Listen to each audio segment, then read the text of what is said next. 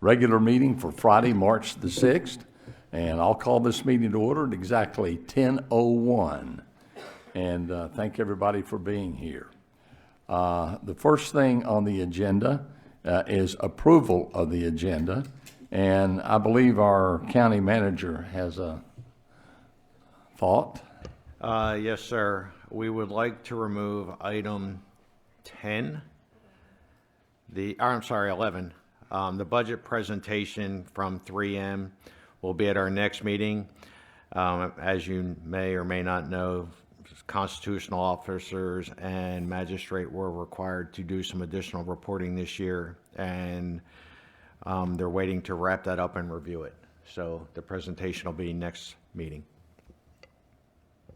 So we're asked to remove item number 11. I'll call for a motion now to approve the agenda with the absence of item 11. So moved. Is there a second? Second. Motion is second on the floor. Is there further discussion? Hearing none, I'll invite you to vote electronically.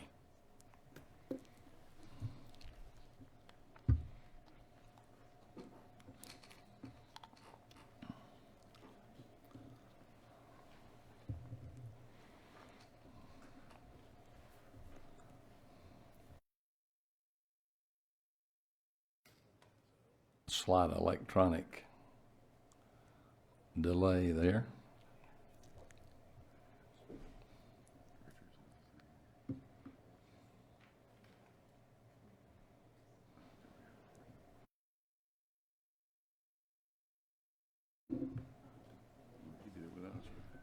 Voting is complete. Districts 1, 2, and 3 vote yea, and District 4 will not attend today. He will be absent due to personal situation. And so the motion carries. Our agenda is set with the absence of item number 11. Next on the list is our invocation, and we're always happy to have Brandon Walton. He's from the Bible Fellowship Church. Brandon, if you would come forward. Good morning. Morning. Let's pray together. Father, we pause at the beginning of this meeting to acknowledge that all wisdom comes from you. Your word tells us that if anyone lacks wisdom, then we should ask of you, and you give it generously. So today we ask for wisdom. Guide our thoughts, our conversations, our decisions made in this room. We pray that these commissioners carry the responsibility of leadership for our community. Give them clarity of mind and humility of heart and courage to do the right thing. Help them listen well and speak with understanding and act with integrity. Lord, we thank you that we have the opportunity to serve this community. Protect our county, bless our families, strengthen those who serve the public every day. Lord, we ask for your wisdom, we ask for your counsel, and we ask for your will be done. We thank you for the freedom to gather and to discuss and to work together for the good of all who we call neighbor.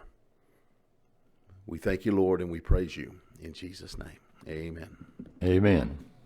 Thank you very much. Appreciate you being here, Brandon. Next on the agenda is item number 4, and Commissioner Garrett, could I ask you to lead the pledge, please? Allegiance to the flag of the United States of America and to the republic for which it stands, one nation under God, indivisible, with liberty and justice for all.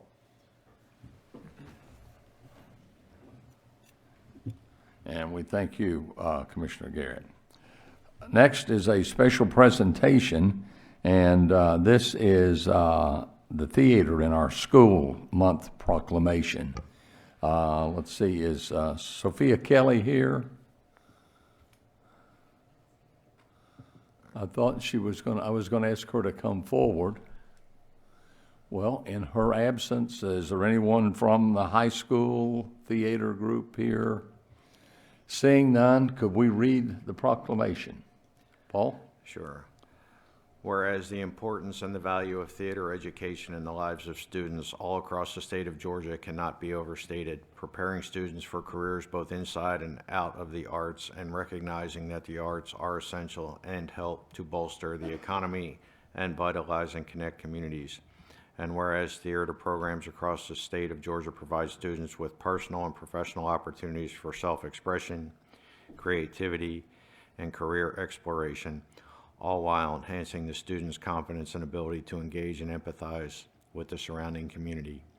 Whereas the Putnam County Board of Commissioners also recognizes and supports the important work of organizations like Georgia Thespians and the Arts Bridge Foundation that help to support students by providing various educational, financial, and performance opportunities to students of all backgrounds and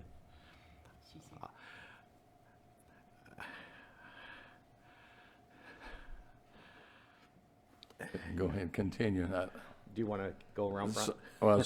Sophia Kelly is now here. Come stand, please. And Yeah, you want to go down there and I'll finish? we'll go down.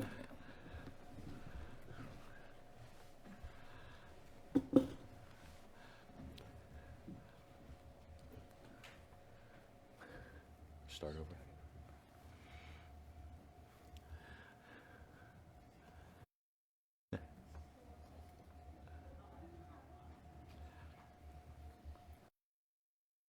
Okay, we'll start over.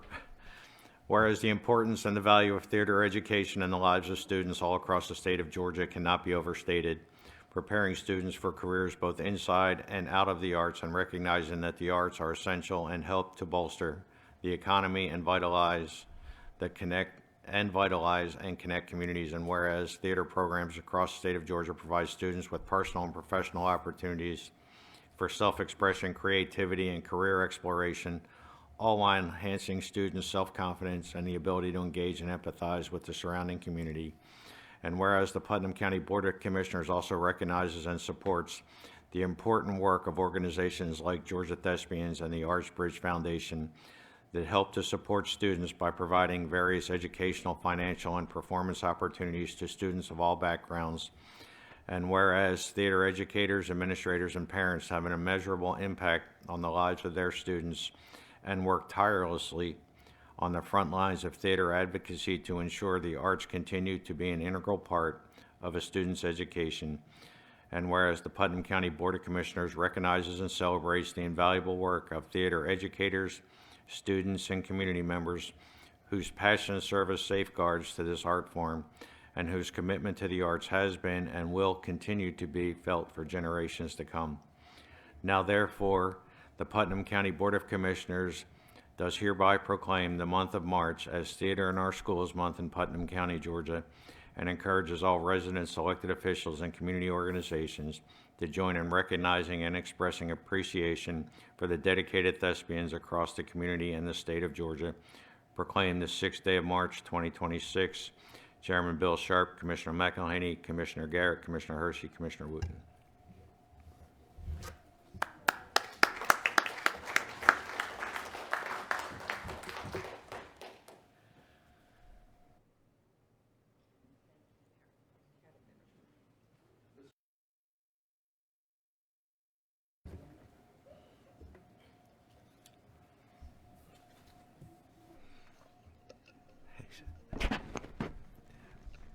For the next item, I'm going to ask the Finance Department to come forward. And Paul, if you could read this. Yes, sir. Whereas government finance professionals perform essential services that ensure the effective, transparent, and responsible management of public funds for the benefits of residents throughout the state of Georgia. And whereas government finance professionals serve their communities through their expertise in budgeting, accounting, treasury management, procurement, debt administration, auditing fiscal reporting, and long-range financial planning, thereby support the lawful and efficient operation of the state, county, and municipal governments. Whereas these dedicated professionals uphold the highest standards of ethics, integrity, accuracy, and accountability, fostering public trust and safeguarding the fiscal health of local government institutions. And whereas the Georgia Government Finance Officers Association represents finance professionals statewide and advances excellence in government financial management through education, training, and leadership development. And whereas the GGFOA and its member jurisdictions have established and sponsored Government Finance Professionals Week to acknowledge and celebrate the contributions of public finance professionals. and to increase awareness of the vital financial services they provide that benefits all Georgians.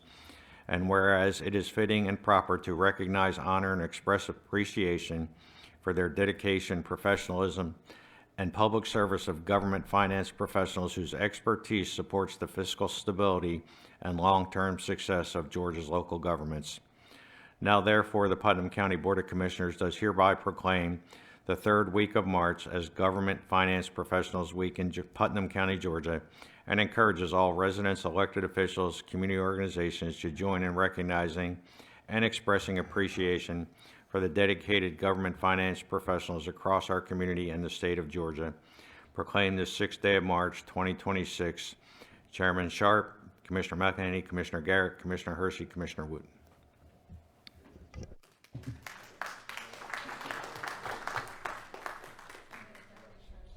Finance Department gets the week off.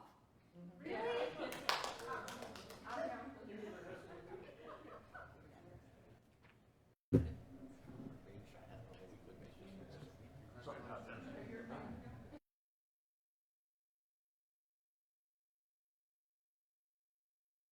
tried.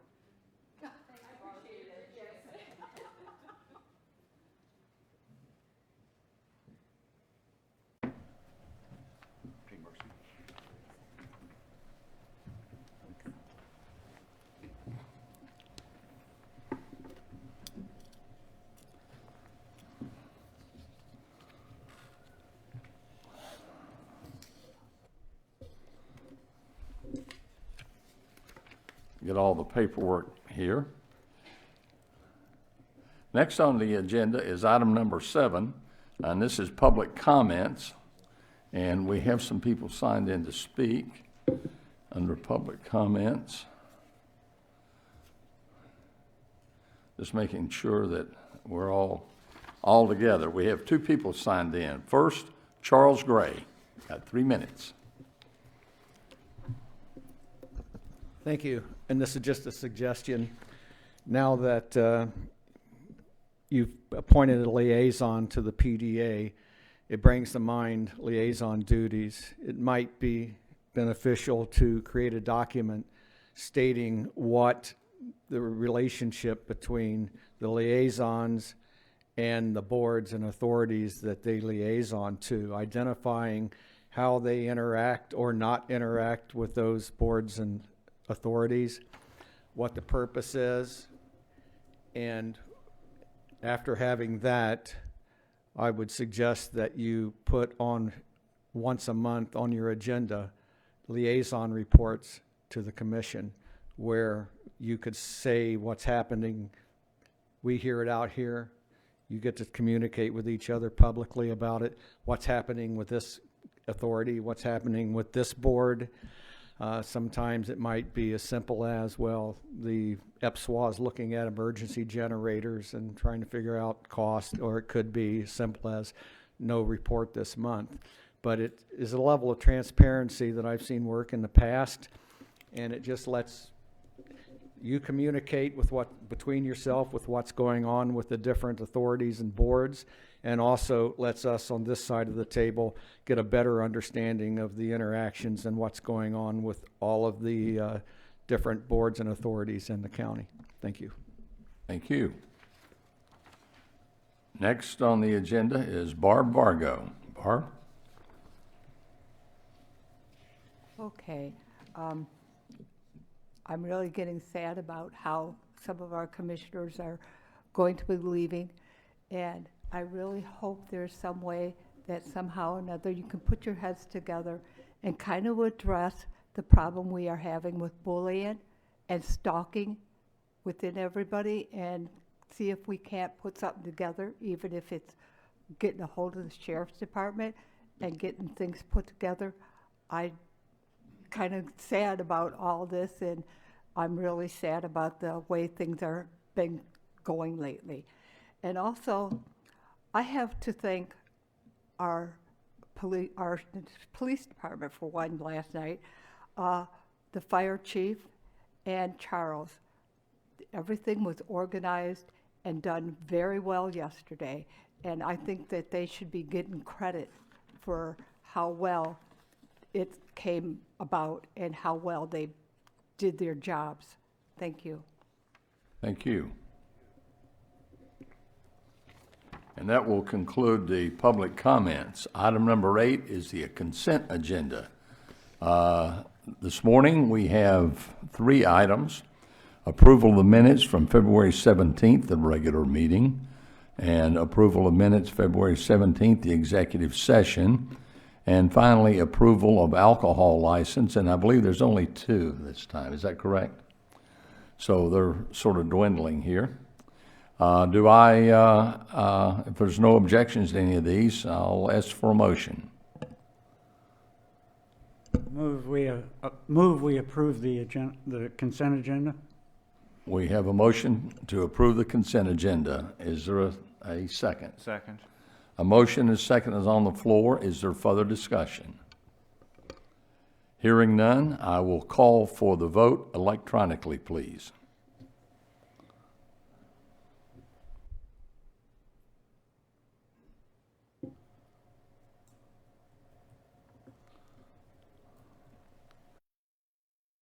Voting is complete. Districts 1, 2, and 3 vote aye. The consent agenda is approved. Next is item number 9. It's presentation from the Eatonton-Putnam Water and Sewer Authority. And before we ask Bryce to come forward, we have one person signed in, and that person is Bill and...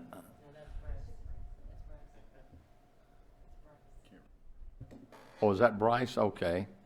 So Bryce is signed in. Bryce, if you'll come forward. I'm sorry, it looks like Bill. Apologize for my terrible handwriting. Commissioner, staff, thank you for the time today. I was kind of excited to get in front of you today. It's been a little while since I've been able to talk about kind of where we are, where we're going, and so just kind of wanted to give you a brief overview and give you an opportunity to ask any questions and stuff like that. So kind of a presentation summary. I put together what I'd like to talk about today. First is going to be our current EPSWA usage. So that's kind of where we, on average, what EPSWA customers purchase in a month into the day. And then also county usage and county customer numbers. And then also I'll talk about our CMMS, which stands for Computerized Maintenance Management System. And then also our customer service work orders. I'll get into ARPA projects update. So finally, very happy to be able to announce that project that started almost 3 full years ago is nearing completion. We're at the kind of punch list item stage, so very excited for that.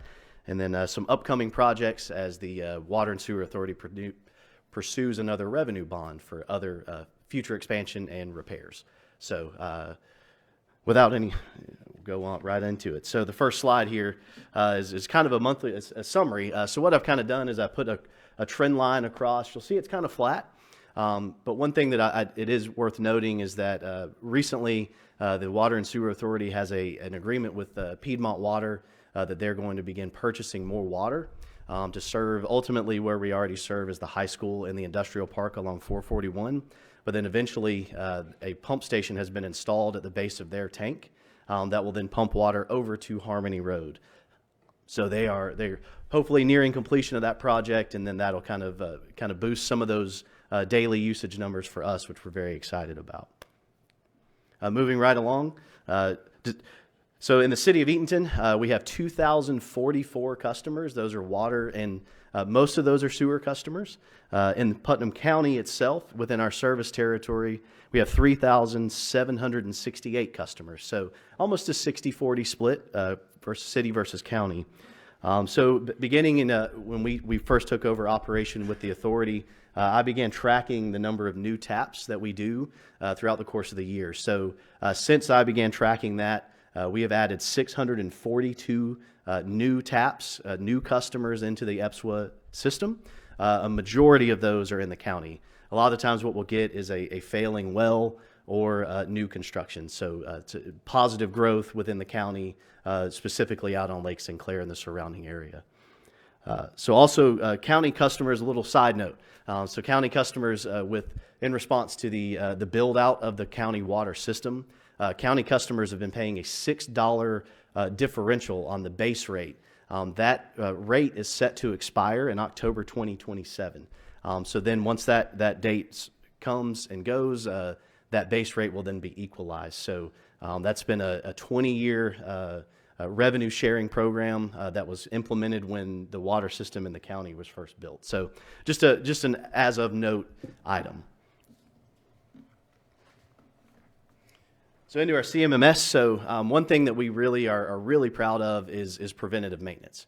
So one thing that we try to do is stay in front of any potential failures. When an asset fails, such as a lift station, it gets very expensive to fix and repair. So since March of 2020, the EPSWA staff have completed 9,307 work orders. Those are on assets owned by EPSWA. That includes vehicles, equipment, and of course, water, sewer, pumps, and so forth. 8,442 of those have been preventative in nature, and 865 are corrective. So the corrective work order is the work order that occurs when an asset fails, and a majority of those 865 are due to vehicle issues. So 91% of what the work orders that are completed are to prevent asset failures. And one more little interesting side note, the average submersible pump at a sewer lift station costs about $18,000. So if we can prevent a failure by catching an issue early on, it just prevents that $18,000 purchase. Also worth noting, the county courthouse was having some sewer issues. And so we worked with the county to come up with a long-term solution to that problem. The original plumbing of the original building was, needless to say, and had some issues. And the current gravity sewer line went out into the yellow line of North Jefferson Street, and it was about 14 feet deep in a DOT highway. So we found an alternative solution, and now there is a sewer lift station that will be maintained by the authority that will then pump to Sumter Street. So a good solution to that problem. We're very thankful that we're done with that. And so as you drive by the courthouse, you'll see some hay laying out on the ground. Now that we're getting into spring, our contractor will come back soon and lay down sod. So that hay is just kind of a placeholder. So and then moving into customer-related work orders. So a majority of what we do is responding to customer needs within our system. And so once again, since March of 2020, our staff have closed out 12,733 work orders. Now, some of those are just cut-ons, cut-offs, stuff like that. But the one thing that I really push is to have quick response times, but also resolution. So depending on the severity of the issue, our average closeout time is about 5 days. So some of those get much longer than that because most of the time to fix a sewer line, for example, sometimes those take a few days. Moving right along into our ARPA projects. So several years ago, the city, county, and EPSWA came to an agreement to pursue a $6.2 million investment within the EPSWA system. So EPSWA began construction in June of 2024 on several projects throughout the city and county. A presentation was made roughly about the same time, just kind of walking through those projects. So very happy to report that those projects are now all completed.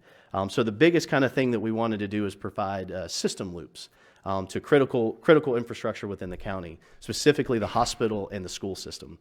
All of the schools, specifically the new elementary school, middle school, and hospital, are on what was a dead-end line. So it came from the city, and there was no loop. Now we have a loop on Dance Road, which is also another link to Highway 44 to continue out towards the lake should the need ever arise.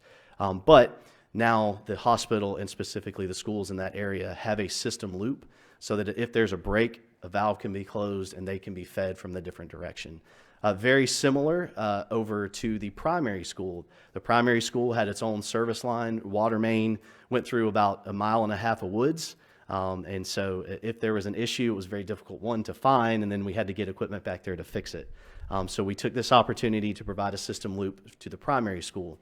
Via the recreation drive, we came up the road there and looped in via 441 back over to Old Glenwood Springs with a 10-inch water main which also provided the added benefit of a secondary feed into the city's distribution system. So tried to, as many birds as I could get with one stone. So also a lot of undersized water mains. So a lot of the water system within Eatonton City was put in almost 100 years ago.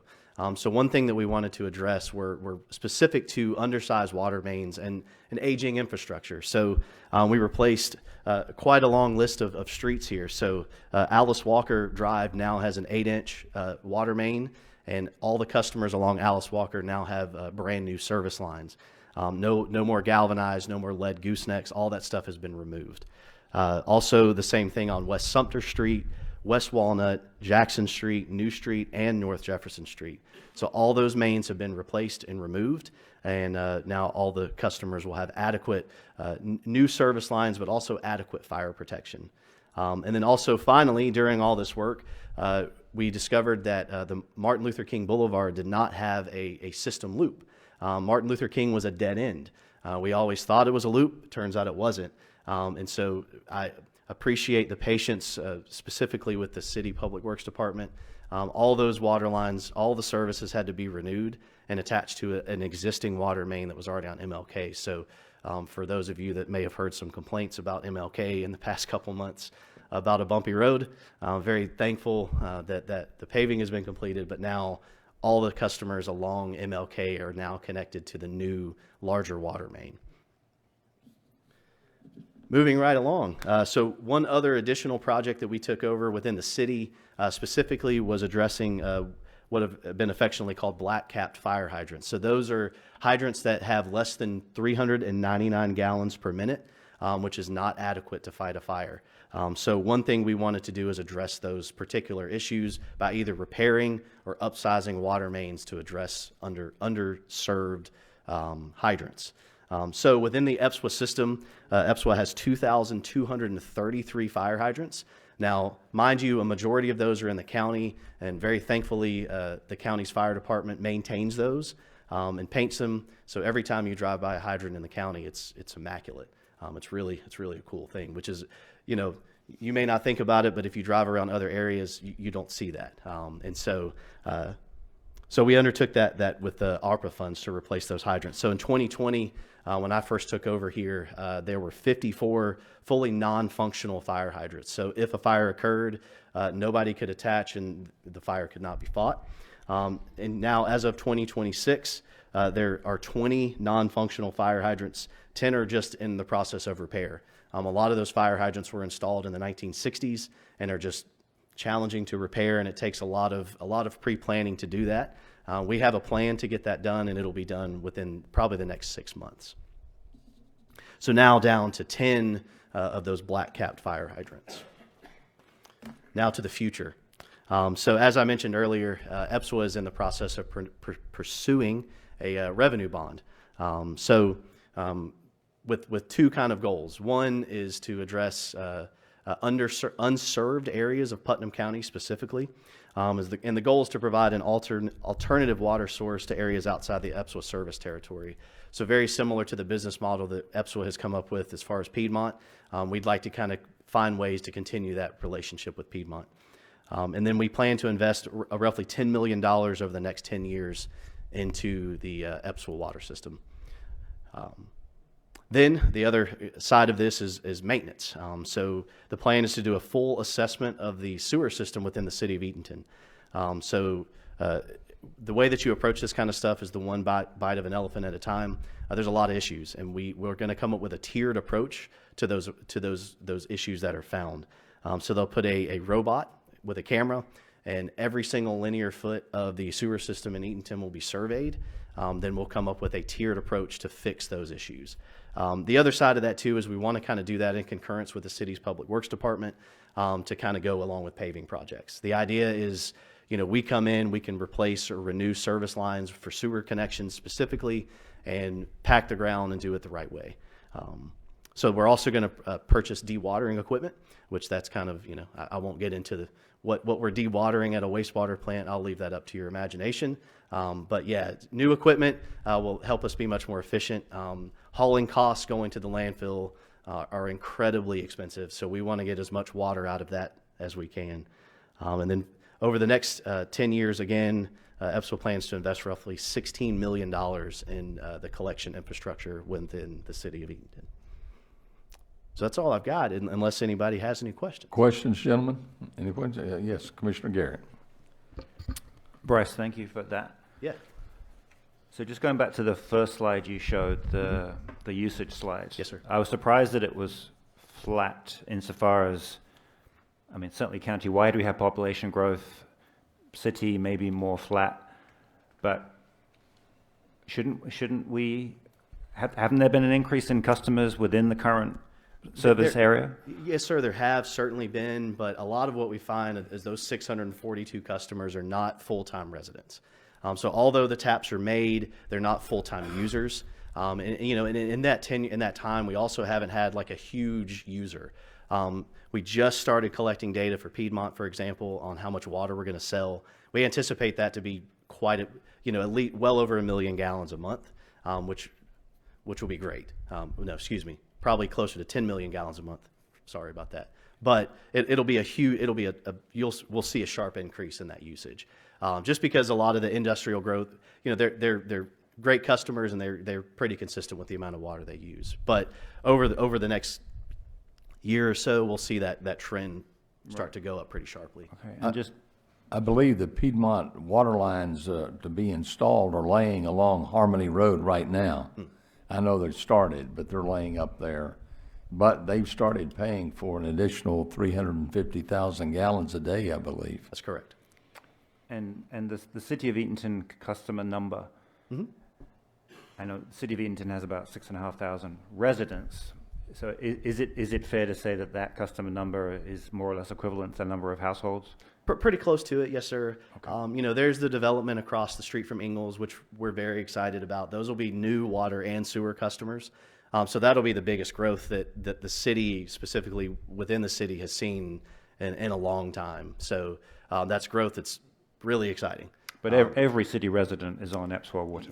More or less, More or yeah. less. There's some areas, like as you go out Godfrey Highway, we only go so far out that way. Same thing with Glenwood, butchering the city Glenwood Springs. One of the Glenwoods. Yeah, Yeah. there you go. Mm-hmm. So we're kind of limited as far as we go there. But yes, for the most part, a majority of the city is covered under our system.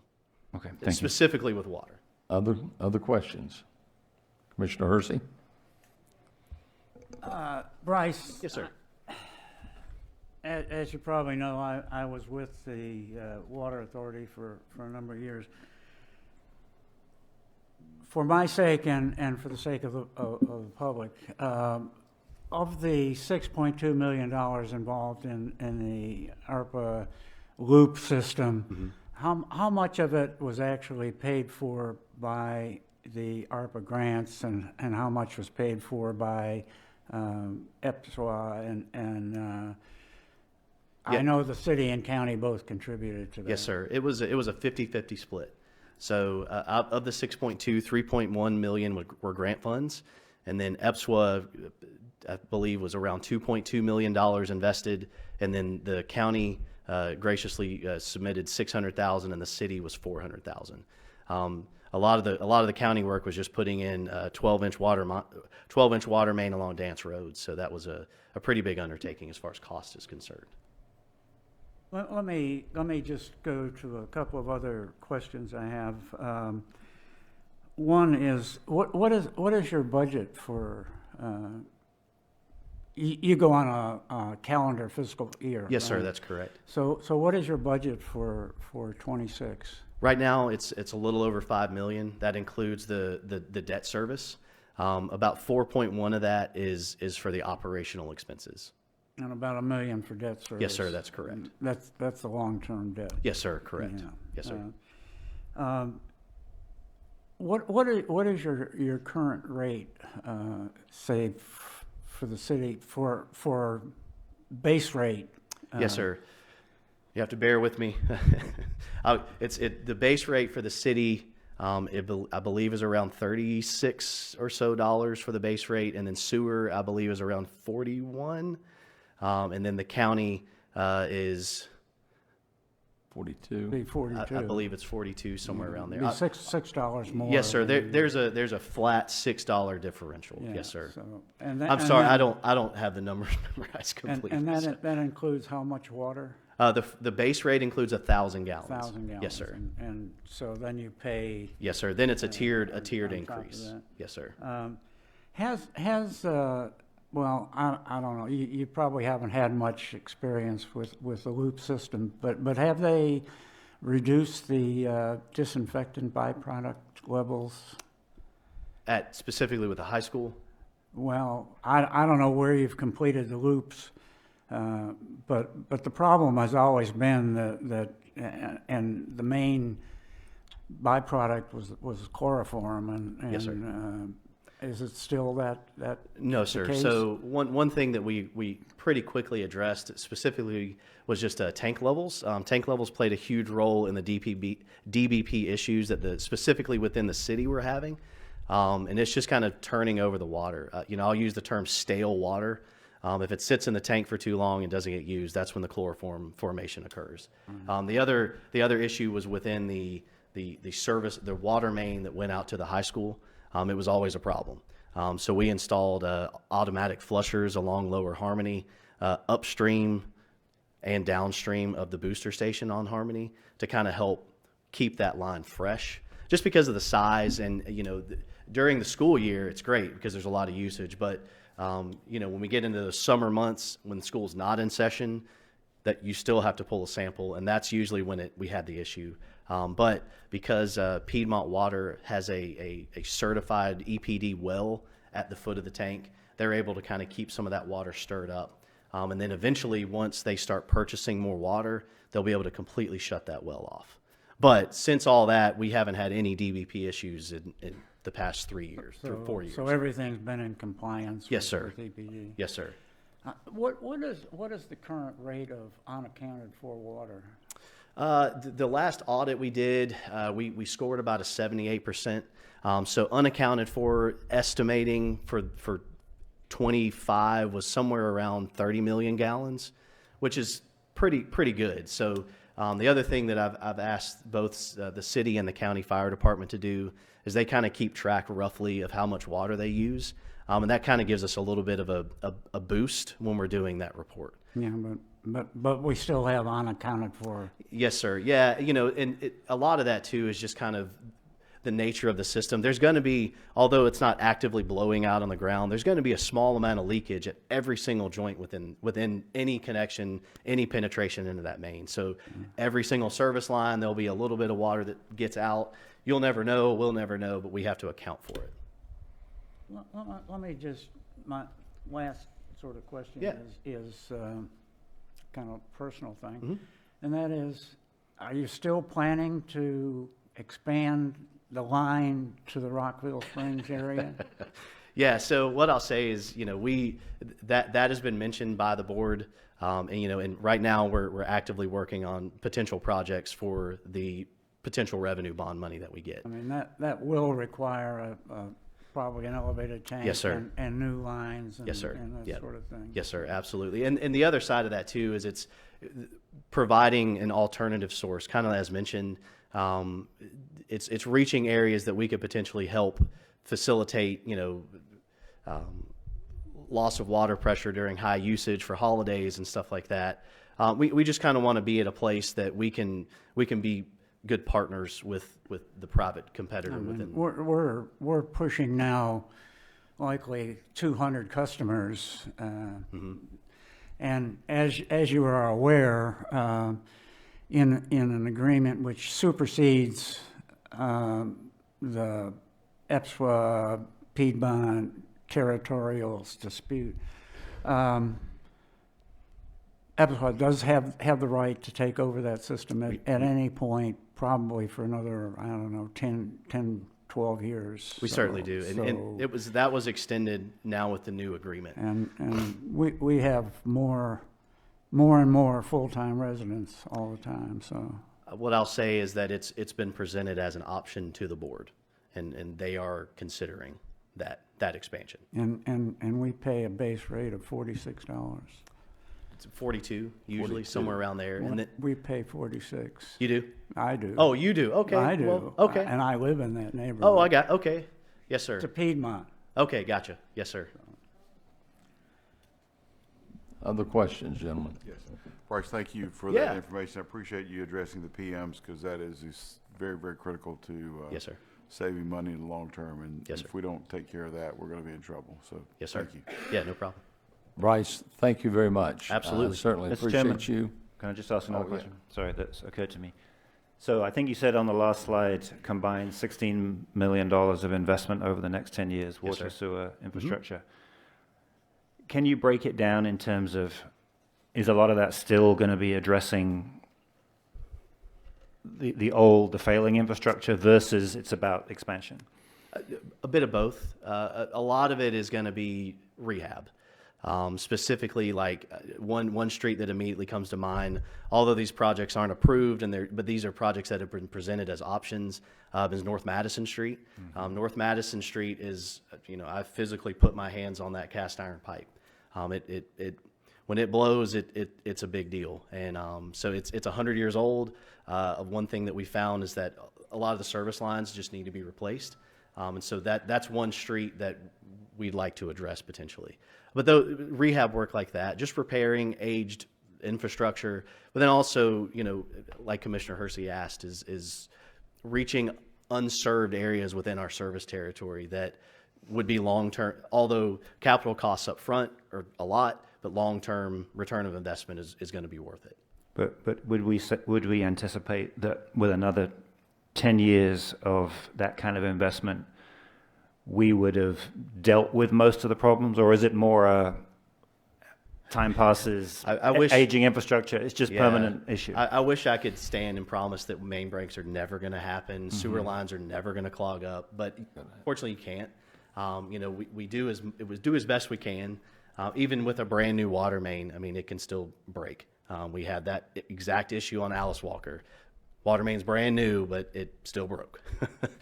But we try to make sure that it's designed in such a way that as many customers as can go unimpacted. That's how we design it, right? So it can be valved off, areas can be shut off, and although customers will be impacted, it won't be as vast as it had been previously.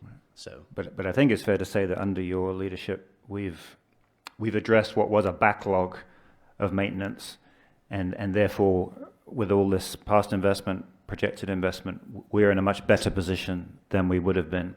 yes, sir, absolutely. That's the drive, right? And every community in the United States is dealing with the same issues. It's sight unseen, right? As long as you can flush your toilet and it doesn't come up in your front yard, you don't worry about it.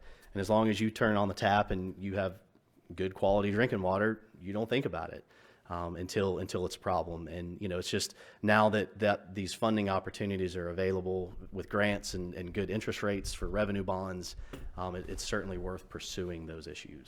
And just last question, is it fair to say that as you take on this new debt to fund this new infrastructure, that the debt service versus revenue ratio is essentially going to be the same going forward? Yes, sir, that's the goal. And with the anticipation of adding additional customers and future expansion, it's kind of reading tea leaves, right? We hope for the best, but we also kind of plan for the worst.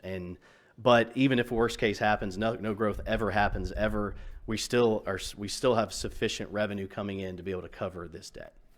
Okay, thank you.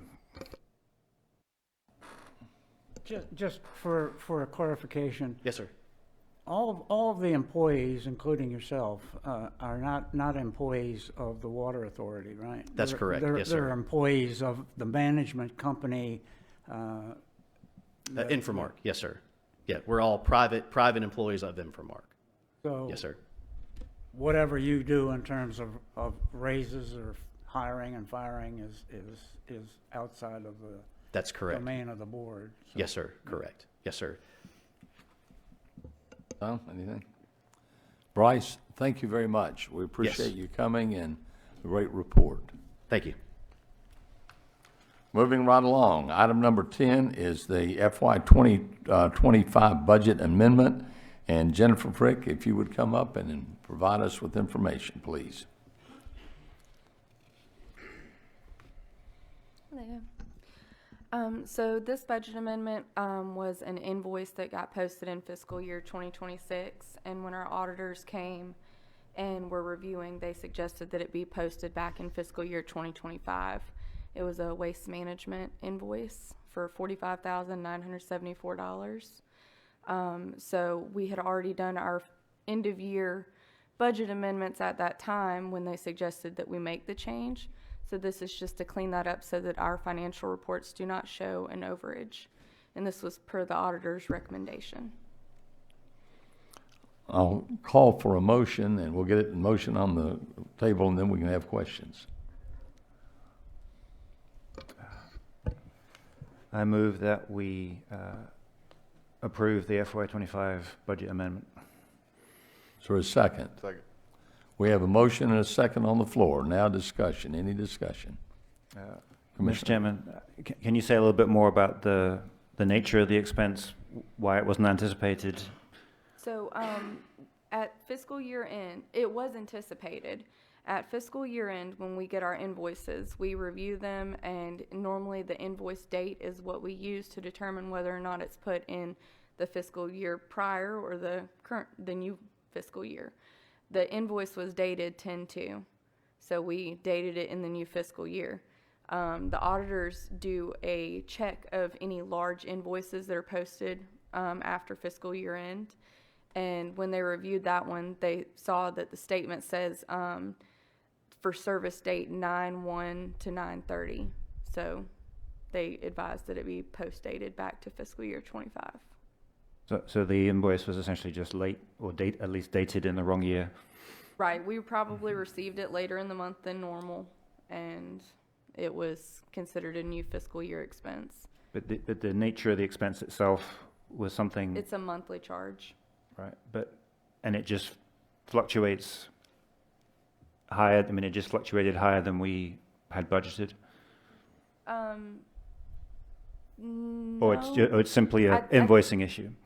Right, it was just a date issue. I mean, it's not anything that we would have gotten in trouble for or anything like that. Okay. It was just small. Just error. when it was submitted and the date on the invoice. Yes, sir. Okay, thank you. Other questions? Hearing none, I will call for the vote. Vote electronically, please.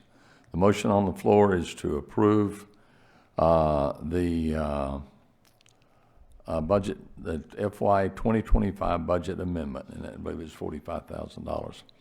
And voting is complete. Districts 1, 2, 3, and 4 vote aye. The budget has been amended. Thank you. Thank you very much. Item number 11. We have crossed that off. Item number 12. This is a request for waiver of late fees and interest for Mrs. Marlene Nesselbush, and the tax commissioner. Terrell, can you come forward? And I believe you're going to call Mrs. Nesselbush, right? Yes, sir. If it so pleases the board. I sure hate that Bryce left. I wanted to thank him for all of his hard work on behalf of all of us who patronize and work in the beautiful and historic courthouse that now smells a whole lot better. Anyway, let me call Miss Nesselbush. I'm going to put her on speaker so she can hear the whole thing, if that's all right. Very good.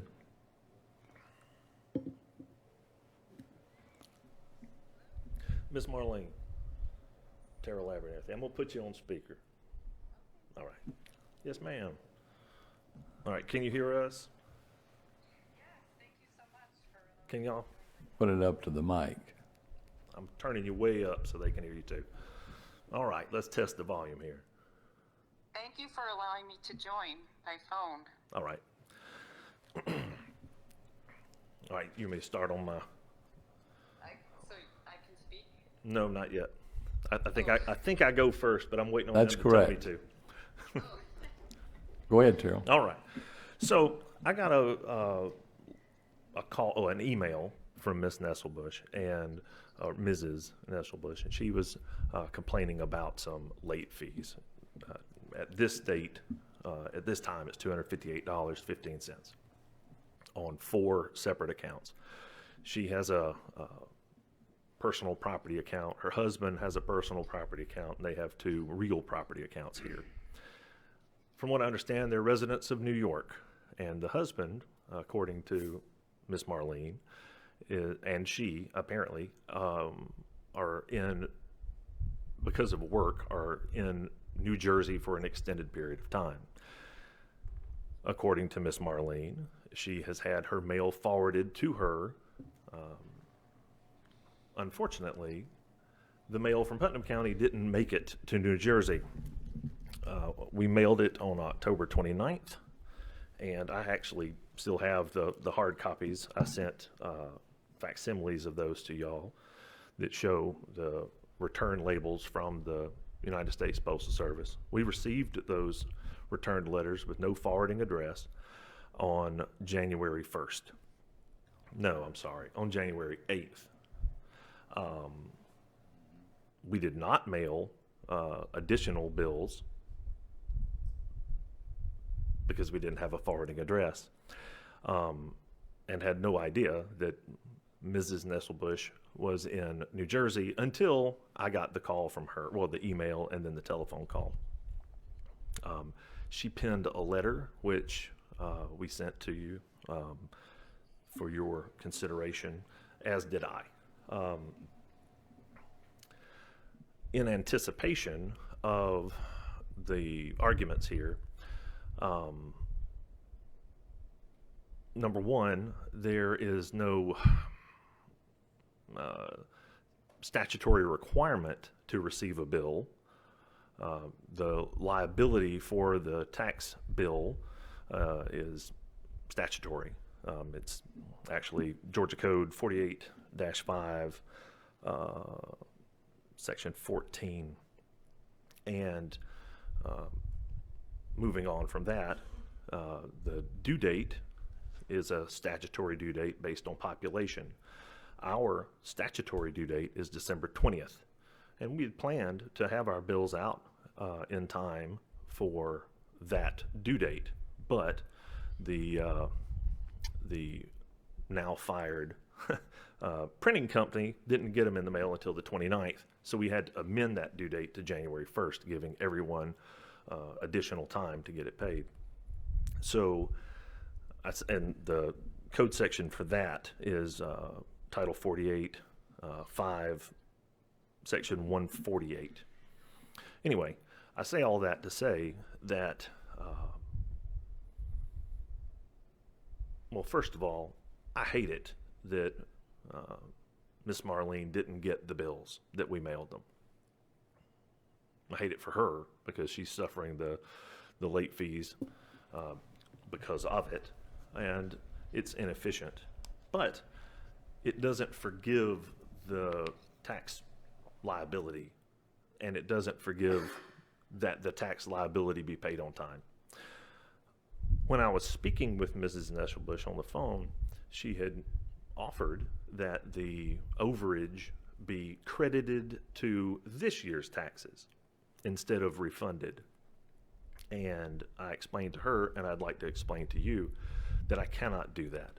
According to, again, Georgia statute, Title 48, Section 5, subsection 31.1, there can be no tax prepayment unless there is a local resolution that sets all of that up, and we have not done that.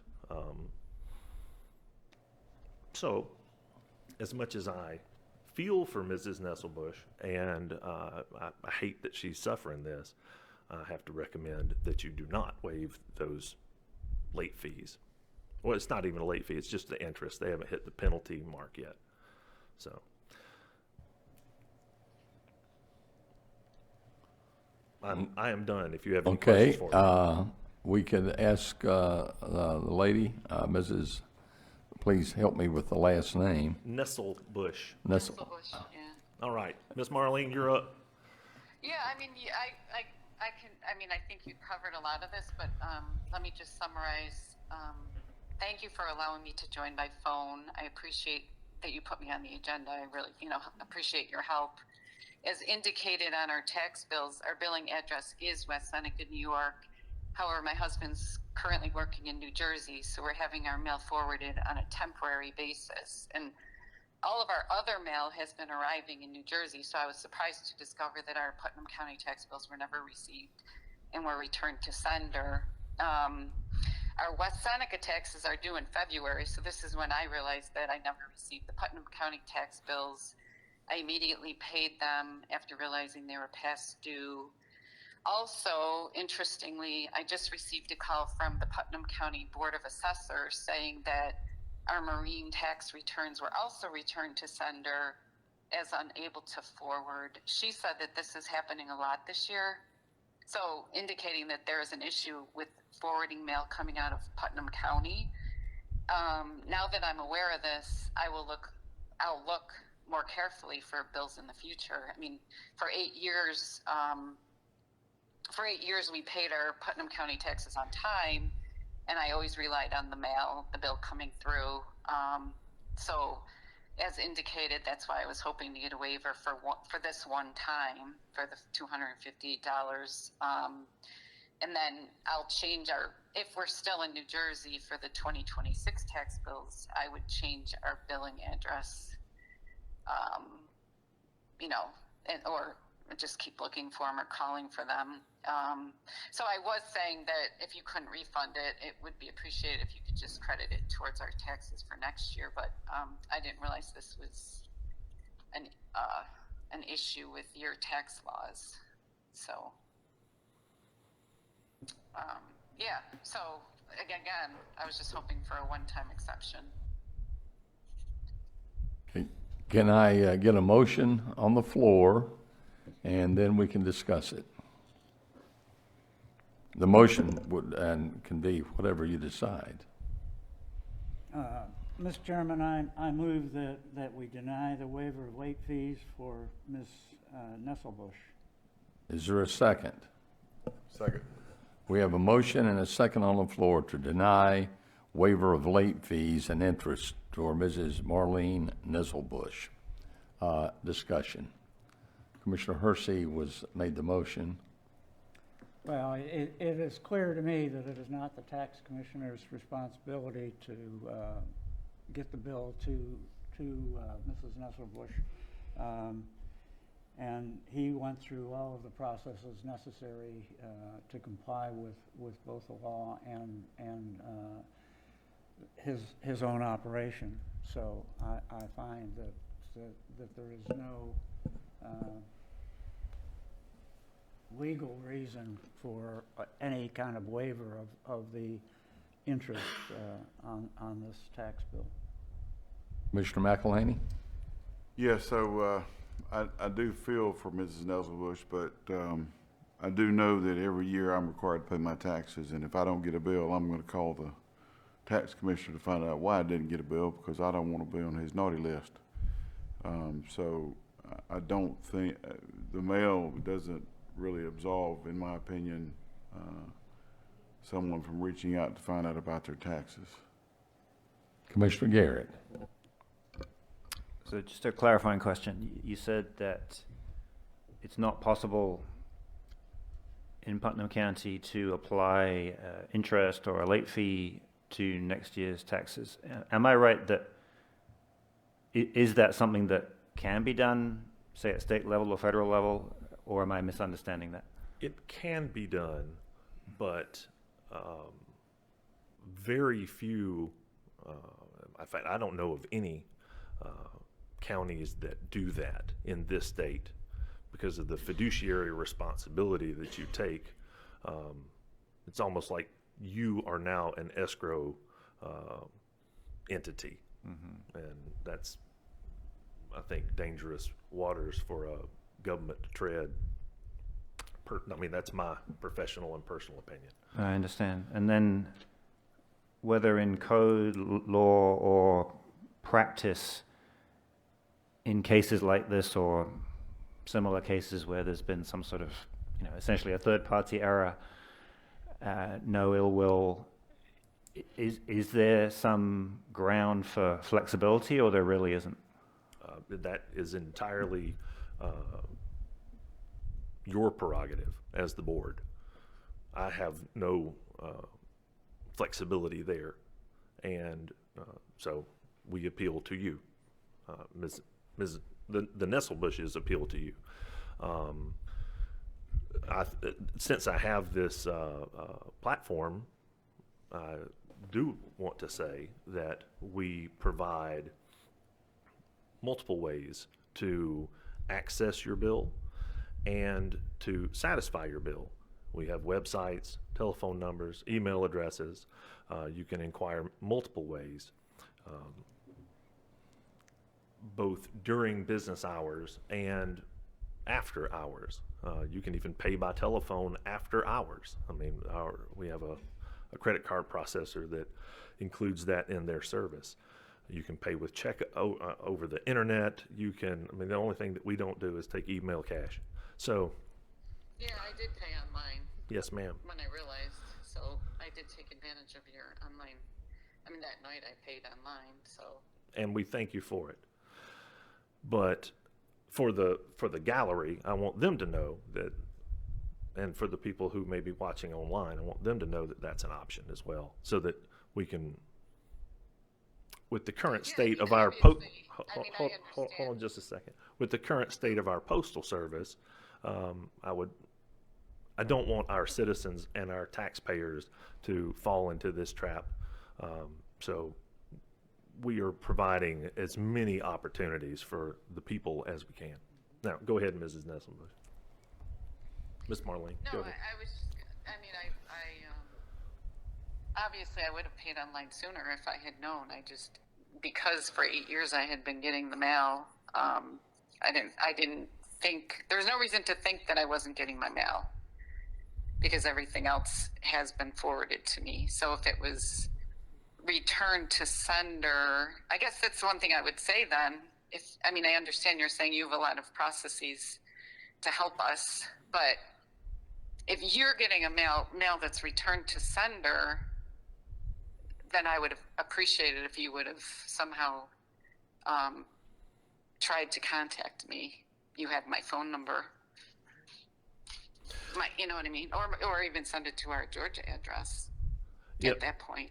The somehow is the problem. But anyway, we can't talk to each other. We got to talk to the board. Yeah. No, but you see what I'm saying? I understand you're trying to say, you're saying that you have many ways to help us pay our taxes. And believe me, I had no intention to pay them late. I wish I paid them on time. I just didn't know. And it's that's something I need to improve in the future. But with us doing a temporary work assignment, it's not as easy to just say, okay, we have a structured schedule where our mail is coming every day. We know what to pay. There was an error in the Putnam County mail service being forwarded to us, and I didn't know that. Otherwise, I would have used your online service sooner. But I think we've heard. Is there other questions on the board? Well, I'm just sort of thinking out loud, but so Terrell, is in a case like that where you do receive return mail, no forwarding address, is there an obligation or a protocol to then use some other channel or not? If an address is known, then yes, there is. We will send, we will resend the bill to a forwarding address, a known address. But in the event of no known address, we'd have to hire a private investigation company. No, but what I mean is, if there's an email on file, a phone number on file, is there a protocol to turn to that because the address doesn't seem to be working? There's no legal obligation for that. We often do, but we didn't have until Ms. Marlene reached out to us by email. We didn't have an email or telephone number for any of them. I did go back and research whether or not we had that information, and the only thing that we had contact-wise was the property address here in Putnam County and the billing address in New York. Okay, that's clear. Which actually would have worked if you sent it to 171 Blue Heron in Eatonton. We would have gotten it sooner than not getting it at all. But, And can I ask a question of our attorney? Mr. Abernathy says that it's within this board's discretion to weigh in, potentially waive in cases like this. Is that accurate? Georgia law OCGA 485242 does allow for this body to waive fees, penalties, interest on unpaid taxes under certain circumstances. I don't believe, in my experience, we have done that except for in very extreme circumstances. The code is put in place to provide for a safety gap for, I think the terms that they use are willful neglect or disregard, gross issues. It is a policy question, so that is why it's being presented the way that it is, you as a body. But generally speaking, it's between your determination of whether or not the reason for not paying warrants the refund. And generally speaking, the statute pushes towards only extreme circumstances where, for some other reason, other than the normal way taxes get paid. I will say this too, and I can't give Ms. Nesselbush legal advice, but legally there are other avenues if she wanted to pursue this further beyond this body. Georgia allows for refund actions and other issues that she could employ. This is just one step in the process, but normally with respect to the way it's being presented, this is the normal course, and Commissioner Abernathy, everything he's stated as far as the statutes he's referenced are accurate. Okay, thank you. I believe we've had discussion, and I'll call for the question. I believe I'm allowed to do that. And I ask you to vote on the issue electronically. The motion is to deny the waiver of late fees and interest for Mrs. Marlene Nesselbush.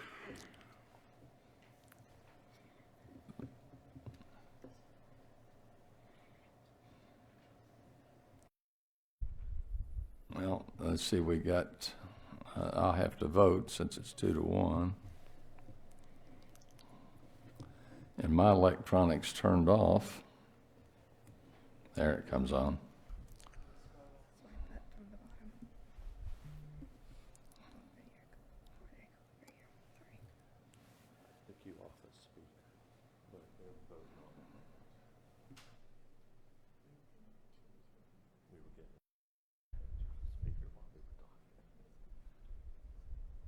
The motion carries. Chairman Sharp votes yay. District 1 votes yay. I mean, those are 2 yay. Commissioner Garrett votes nay, and Commissioner Hersey votes yay. So the motion to deny carries. Thank y'all very much. Thank you. Item number 13. This is the approval of right-of-way permit requested by AT&T for work on Harmony Road. Anthony Frazier or Rendy Daniel. Rendy's going to come forward. I'm sorry? If you'll pull that down. Yeah. Thank you. Is this better? Good morning. Good morning. Am I ready? Am I good? Okay.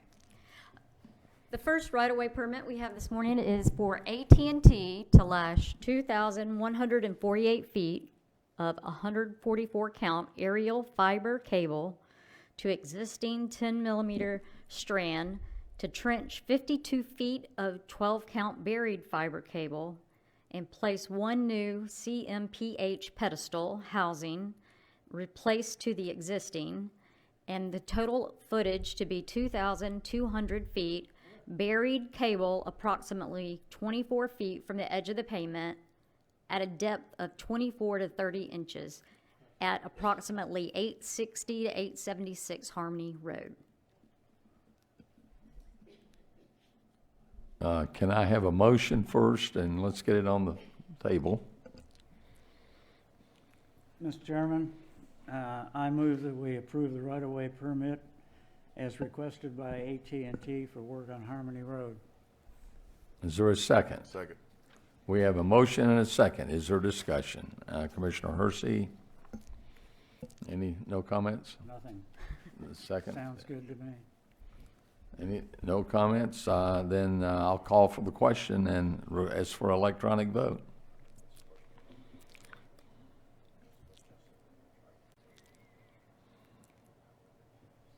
Why does it say the voting is not open?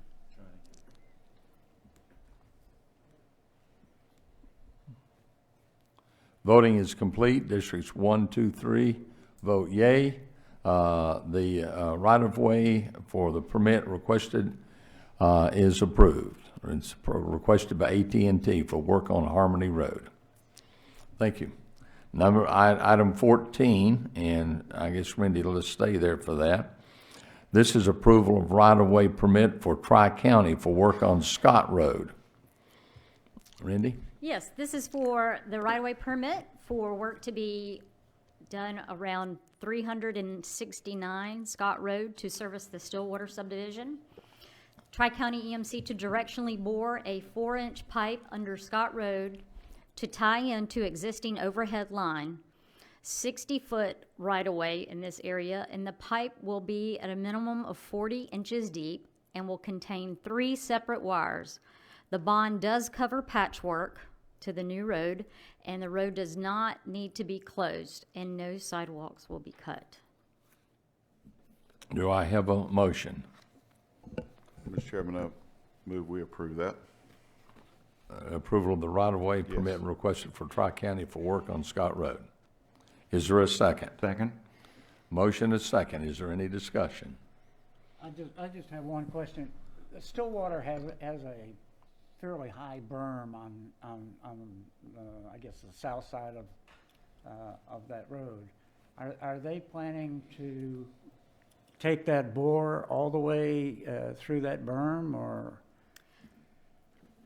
I'm going to defer to Taylor and Frazier for that. They're a little bit more involved in that element. Do you guys know the answer to that? You don't know if they're planning on for the topography of the land? Once it exits our right-of-way, It shows all the way from here to here. Yeah, you don't have anything after the right-of-way responsibility. Yes, do correct. you? So as far as where it's actually going to tie into the Stillwater project, Yeah. we don't know. I would imagine just because of the proximity to the road's edge of that berm, they probably are going to have to go through. I would think that they go, at least try to tie things in on the other side of that berm. Right, but Stillwater also has to fix the ditch, so. Has what? They have to fix that ditch. They have kind of made a mess of the ditch line over there, so. Oh, really? They're going to have to do something. Oh, with really? that and then do their boring, so. Thank you. Yes, sir. Yeah, they're still Other- in the preliminary stages over there. Other discussion? It shows it's on this, it goes under the berm here and over to the other side.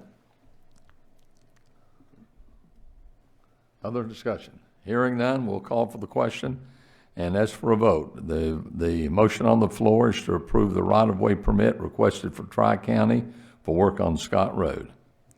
Vote electronically, please.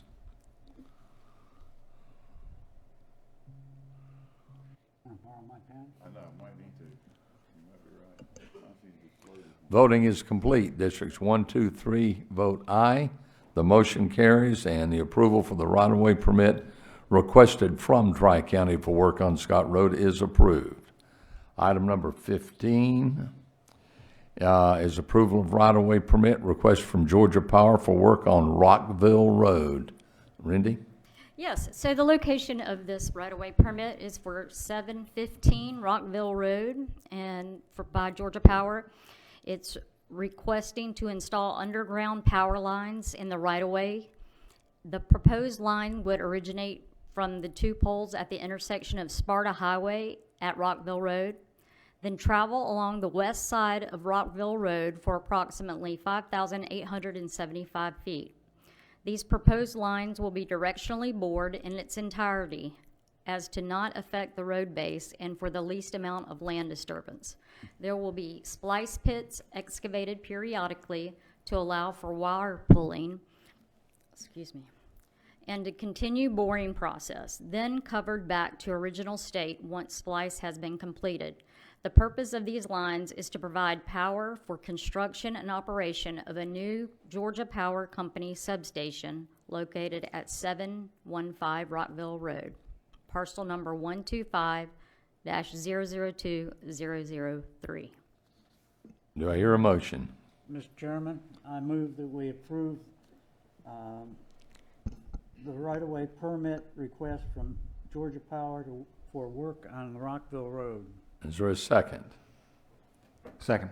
Motion is second. Is there any further discussion? I would just like to clarify that the portion of Rockville Road that is under question is from what at one time was Hester's One Stop and is now, and then Steve's Store, and it is a gravel road that they are going to go along to a new substation that is going to be built. That substation has a specific purpose of taking power from the existing transmission line, the old transmission line, and transferring it to the new transmission line. The new transmission line, as you know, goes across Oconee Springs Road and across Highway 16, across Old Phoenix, and will eventually end up at somewhere in the vicinity of Bostwick in Morgan County. So it's a very long transmission line. It's a project that Georgia Power has had on the books for several years, but because of recession and COVID, it was never really activated, and is now coming online. So it's really the substation is really a switching station to take power off of one transmission line and transfer it to the new transmission line, which, as I say, will go all the way into Morgan County. Purpose for which I have no idea. Other comments? Makes sense. I've driven out and seen it. I'll call for the question. Vote electronically, please. The motion is to approve the right-of-way permit request from Georgia Power for work on Rockville Road. Voting is complete. Districts 1, 2, and 3 vote aye. The motion will carry. It is approved. Thank you. Thank you, Rendy, and thank you, Frazier. Item 16, authorization for chairman to sign the FY 2026 Transit Trust Fund project. Diane or Paul? Paul, you want to? Oh, there's Diane. I'm sorry. Diane slipped in. I didn't see her out back there. I'll take my glasses off and I can see at a distance. Thank you, Diane. All right. Good morning. Okay, this is the Transit Trust Fund that we get annually. And we have this year we receiving $28,606. And this is, they offering us project that we can do with this trust fund as a capital. And there are several things that I have come up with that transit could use, and the majority of them, did come up with the amount that we was asking for, but I now have the quotes. If you see will be determined, it would be because of, I just received the quote for it.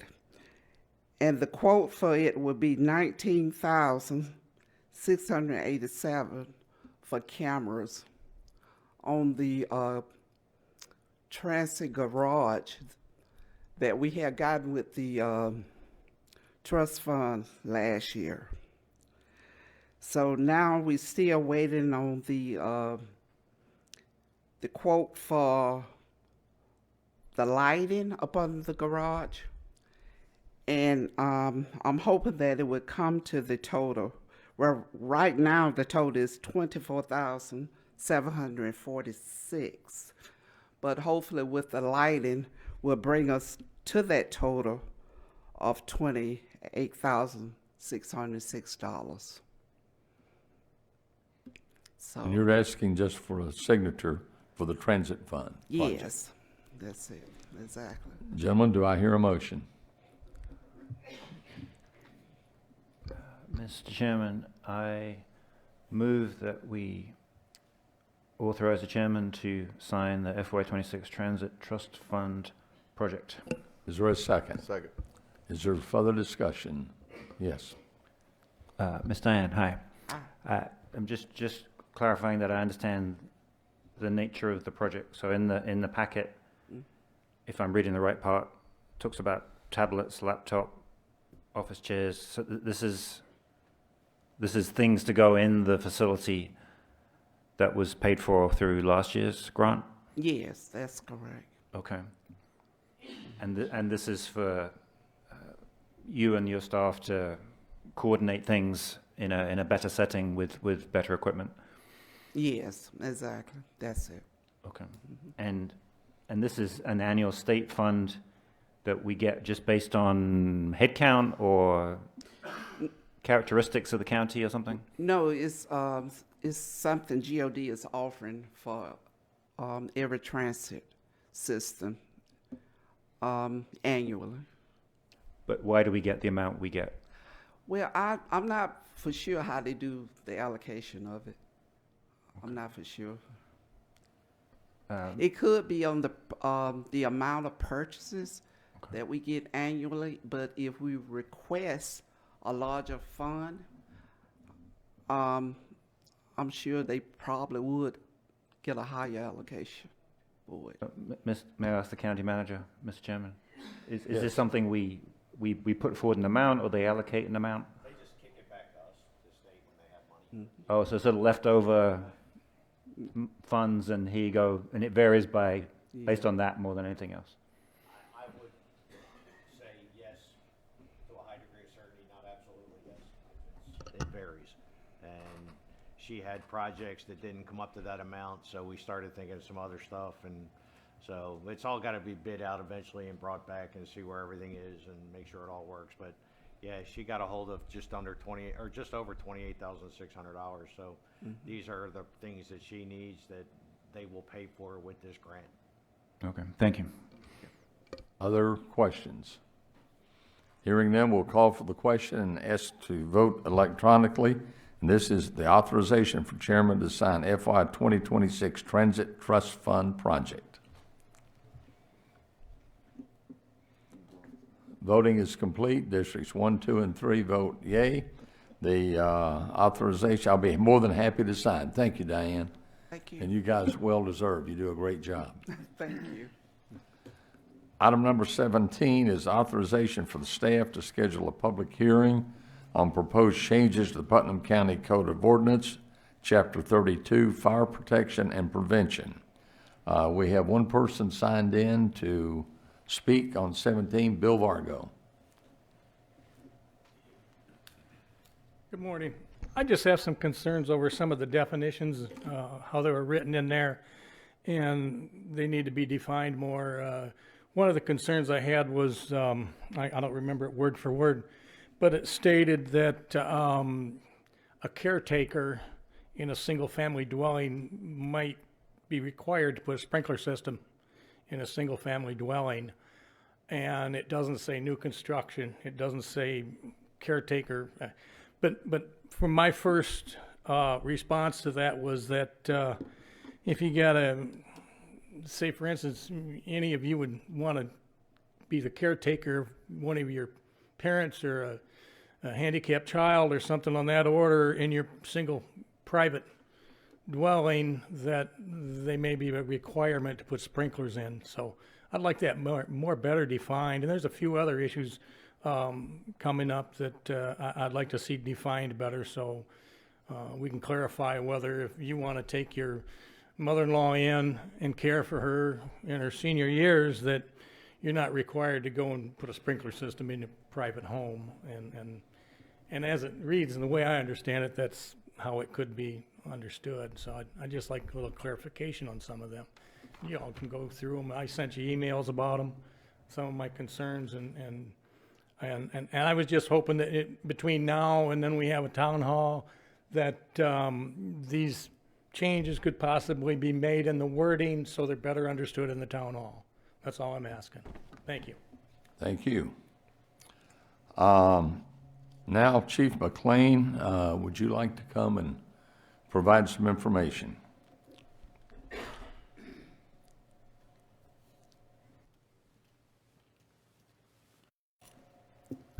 Good afternoon, sir, or good morning, sir. Thanks for allowing me to come before you. I'm bringing back up the Chapter 32 changes and revisions for your consideration. I understand today's agenda item is to approve it for a public hearing. I'll be glad to explain anything in there that you might have questions on, or if you'd like, we can go through the whole thing. It's just whatever you guys need from me today. Gentlemen, you want him to go through it, or are we good? Well, Mr. Chairman, if I could, I'm sorry to Yes, cut go anybody ahead. off. I wanted to provide a little bit of context to how we got where we are with this proposal as well. I think, Chief, we brought this Chapter 32 for an original reading almost a year and a half, maybe 2 years ago now. And the overview of this is to create what I would call enhanced requirements for development and life safety infrastructure. There are some highlights that the chief has put in. Some of those would be dealing with both the construction process or for upgrades to certain facilities, but a majority of this is aimed at new development. So the intention is to, I'm going to use the term modernize, but also raise the level of infrastructure that goes into certain developments that would both assist the chief or whoever's sitting in that role in fire service, but also provide better response times through the surrounding communities as well.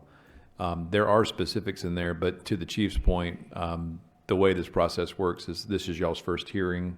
You'll be setting a hearing. So you're not actually adopting the ordinances today. You were just asking for there to be a hearing set. So in this specific ordinance, a good example, when in its first form, there were additional provisions in there that have been taken out related to the burn permitting process in Georgia and how the state of Georgia has changed how we do that. So that same ability could take place after you approve. So if you set the agenda and you see items or other clarification you want to make in that ordinance, you can still do that between now and that time. So this is like a living, breathing document, and we're just voting to have a hearing. So all of us would have an opportunity to read, go through this, and make comments even before the public. Yes, sir. Not only that, but I assume that you were going to have some comments from developers as well, because this would require more of them, and they may have a different opinion as to what is necessary, not just like the chief has his opinions. So, but I wanted to make sure everybody understood what's before you today and how we got here. I believe that I can call for motion, and we'll ask you to stand there, Chief, in case there's questions. Yes, sir. But I would like to call for a motion to authorize the staff to schedule a public hearing on proposed changes to the Putnam County Code of Ordinances, Chapter 13, Fire Protection and Prevention. Chapter 32. Did I say 32? I meant to say 32. I have it underlined. Chapter 32. Second. Who made the motion? Nobody made the motion. I'll make the motion. Okay, we have a motion. Is there a second? I'll second. We have a motion and a second on the floor. Now, is there discussion or questions for Chief McLean? Just another process question. So we're obviously obliged to go through a public hearing process, but we're obliged to have one hearing, two hearings. How do we get to the end? Just one, but under your ordinances, you also require newspaper notice for ordinance amendments. And so we take this action first in order to get the procedure started. So you'll have the notice run and set the hearing date, and then upon that public hearing being concluded, you can then vote. And then for interested members of the public, developers, etc., I mean, it'll be the ad in the paper, but it also won't have all this detail in it. So how can people access this detail going forward? Yeah, I think we put it on the website. This issue's come up before when we have these big, expansive changes to the ordinances. In a perfect world, I think you actually are my only client that does the newspaper ad for ordinance amendments still. But in a perfect world, you would put the ordinance change in the newspaper. The problem is this would, I mean, the newspaper might like that, but you'd have a very big article. So we do direct them to the website. And in our ordinance change ads, do we indicate go to the website? It's pretty clear. Okay. Yes, sir. Okay, thank you. Other discussion? I would just like to reiterate what the county attorney has said, and this particular, and it hasn't changed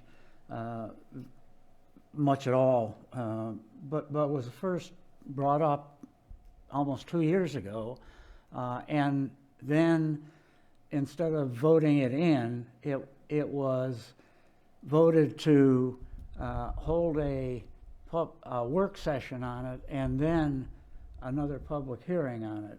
We've never had the work session, but we will have a second public hearing. So a lot of folks have already been through this document, and I believe if the chief would agree, it hasn't changed since 2 years ago.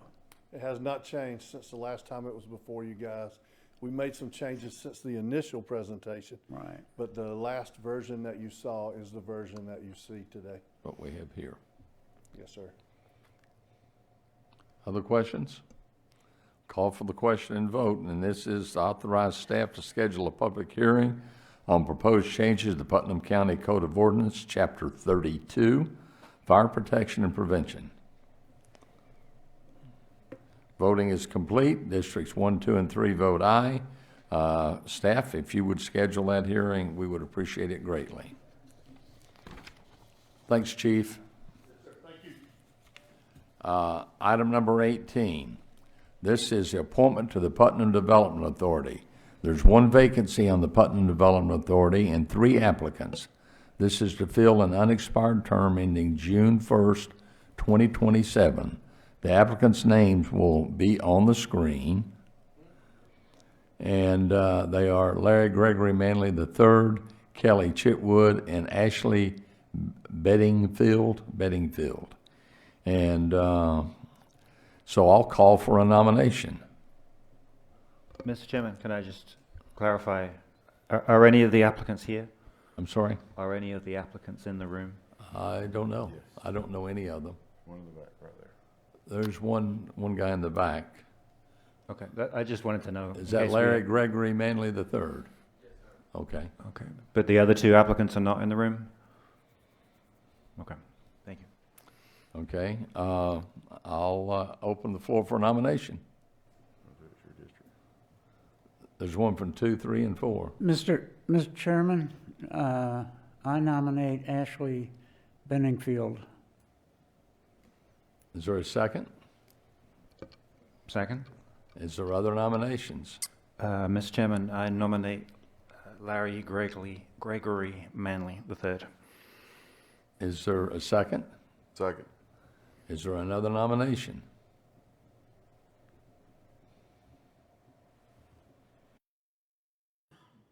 Well, there's no other nomination.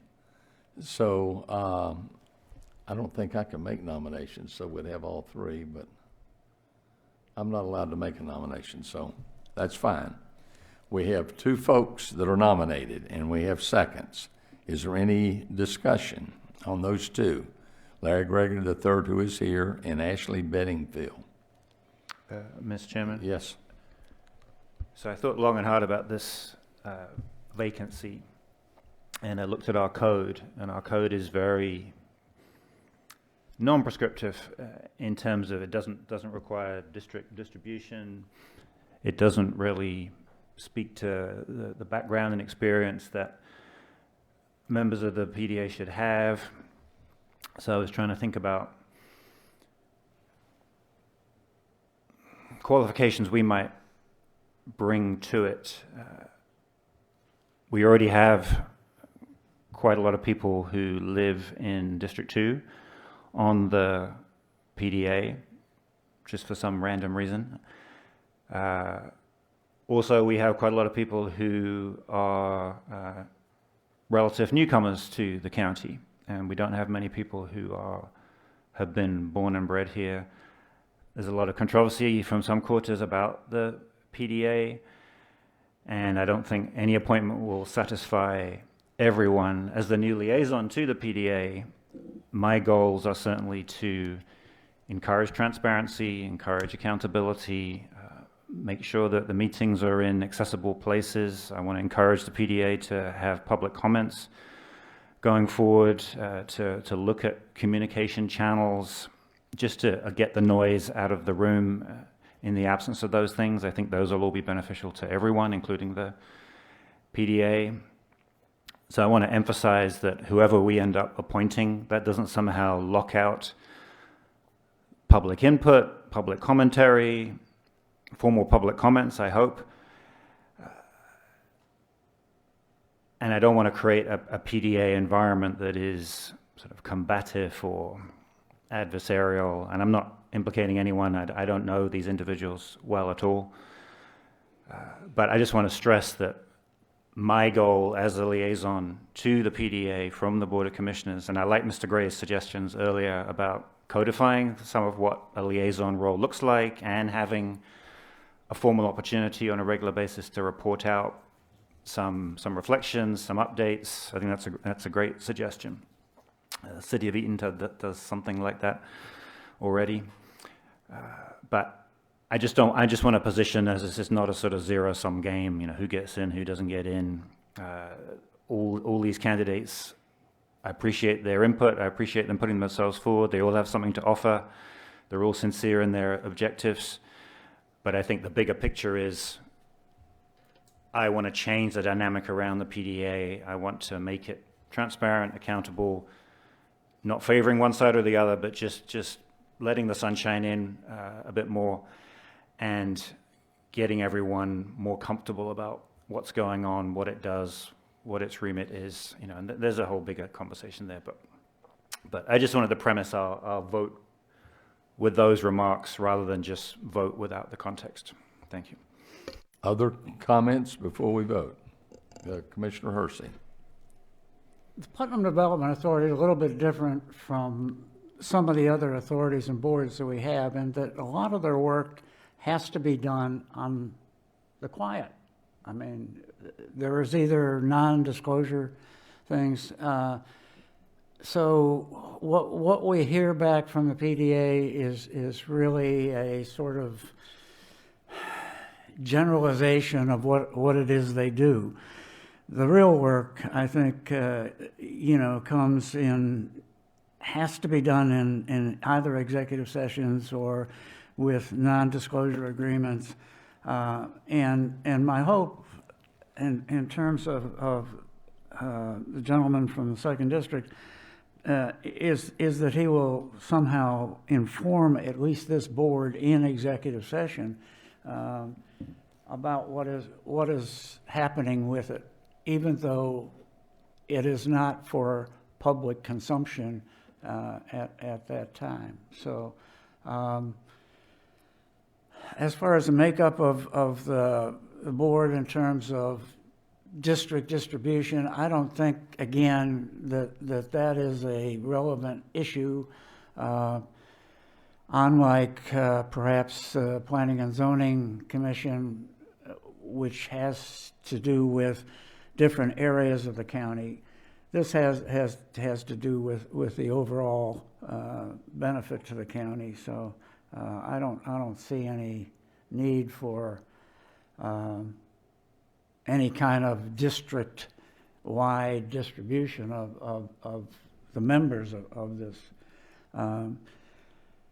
But let me also say that I do plan to, at a subsequent meeting, bring forward an action to reactivate the Development Authority of Putnam County with the main goal of having a development authority which is not dependent upon Greene County.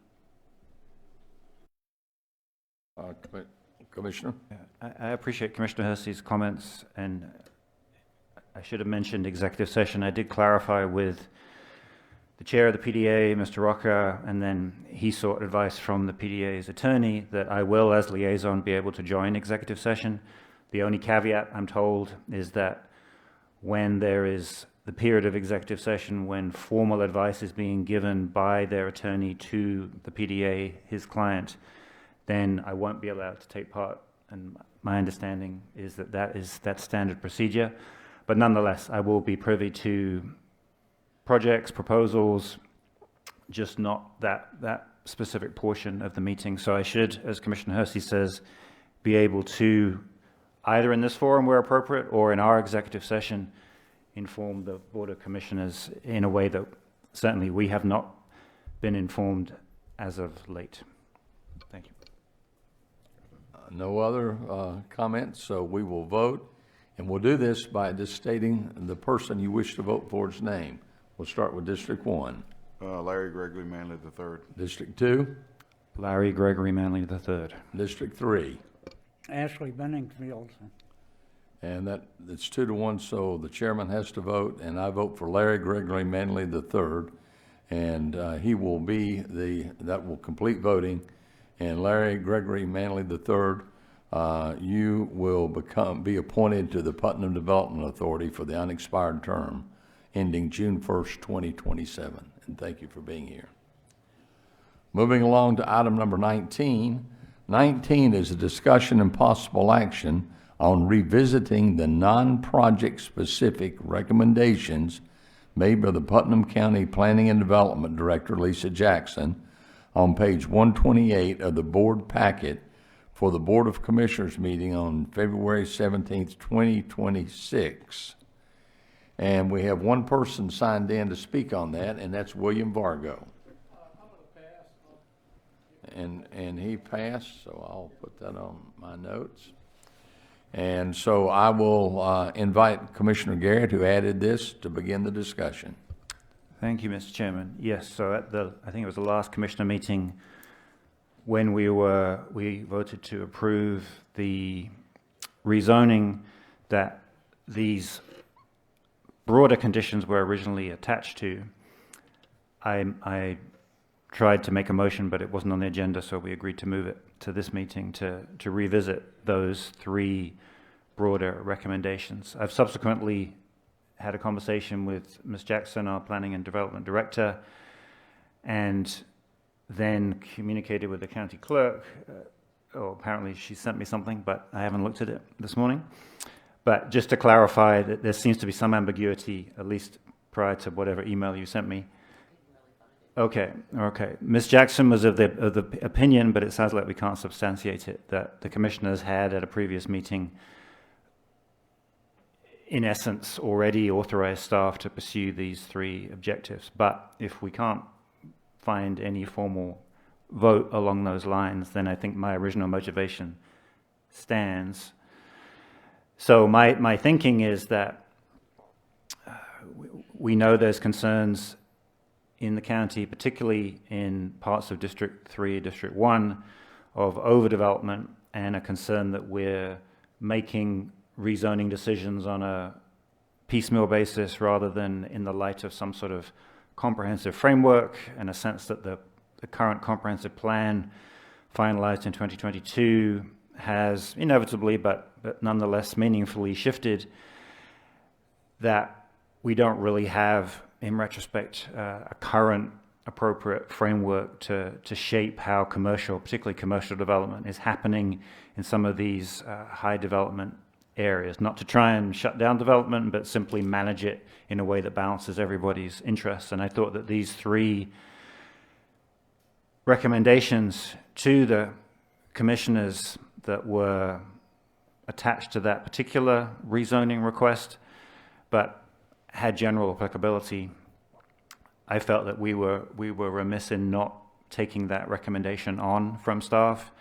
And I thought it, as I say in the packet here, I think it would be a great way to begin the not too far off process of revisiting the comprehensive plan. We have to do it every 5 years. 2027 is only next year. I don't fully understand how we've done that in the past, but Ms. Jackson certainly agrees that this would be a great place to begin, and it dovetails with some of the new ordinance development we've explored in some of our work sessions and public hearings, not least the I think we're not using the term commercial crossroads, but sort of new commercial sites in the county where we might limit the kinds of development in those early days, rather than now it's kind of an all or nothing, which I think is where we've run into some frictions. So that's why I wanted to put this on the agenda.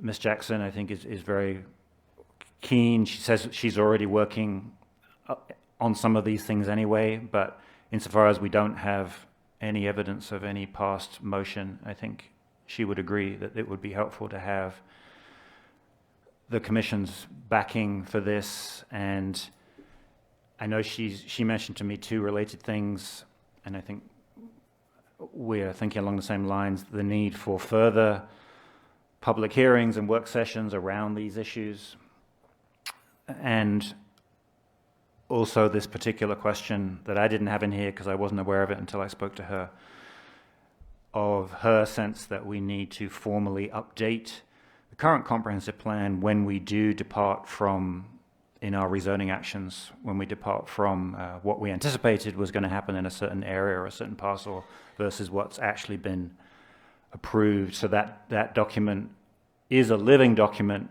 in that sense. It reflects reality rather than it reflects the reality or the anticipated reality as of 2022, which is getting a little distant now. So I'd be interested to hear the thoughts of other commissioners, but my motion would be that we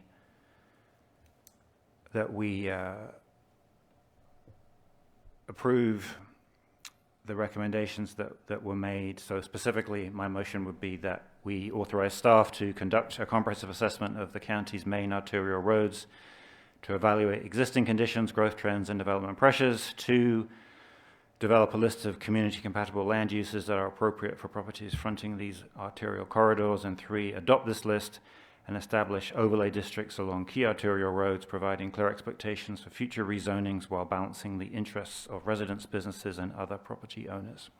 I have a question. Are you making a motion to have the staff set up items 1, 2, and 3? Yes, I see it as the P&D were asking us to authorize them to do this. To authorize staff. I used the wrong word. We know, with then interaction with the commissioners as we move forward. I'll ask staff if that's, Paul, is that a good motion? Okay. And now, is there a second? Second. We have a motion and a second on the floor to authorize staff to set up, or item 1, conduct a comprehensive assessment of the county's main arterial roads to evaluate existing conditions, growth trends, and development pressures. 2, to develop a list of community-compatible land use that are appropriate for properties fronting these arterial corridors. 3, adopt this list and establish overlay districts along key arterial roads, providing clear expectations for future rezoning while balancing the interests of residents, businesses, and other property owners. Everybody understand? Okay, is there discussion? Commissioner Hersey? Well, first of all, let me say that the staff can't approve anything. They're not, well. Well, that was part of the motion, right? No, it was to authorize staff to set this up. Authorize staff to approve something. Let me clarify, yes. I'm not saying they would get to the end of doing all this work and somehow present it to us as a fait accompli, but I'm saying that, and if I need to modify the motion, I can, but obviously they would then bring it to the commissioners for approval at appropriate stages. The adopt the list is the only thing on 3 we would need to. may say develop the list Yeah, I instead mean, of adopt. perhaps we could modify number 3 to say with Say develop. appropriate commissioner and public consultation, adopt the list.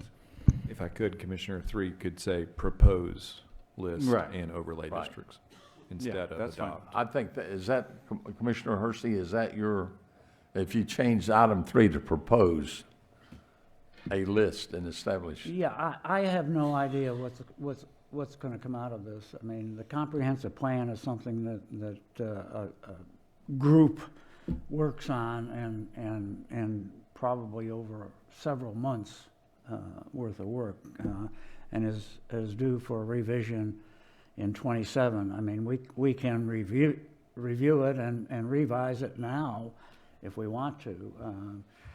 I don't believe, Mr. Attorney, you can correct me if I'm wrong, I don't believe we need the city's okay to change the comprehensive plan as far as the county is concerned. Yes. So, but my issue is just that we cannot, as a board, leave everything up to the staff to do. I mean, we have to, evaluate and make our own recommendations if we choose to do so. I would be willing to go along with this. We're not going to adopt anything or to have the staff adopt anything. If the staff wants to present a proposal, and much like the change in ordinance, I don't know what overlay districts we're talking about. Are we talking about the new district, the limited commercial district? Are we talking about...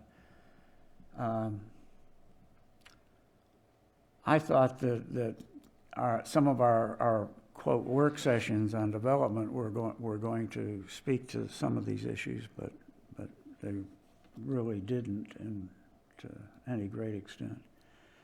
Anyway, I have no objection to the staff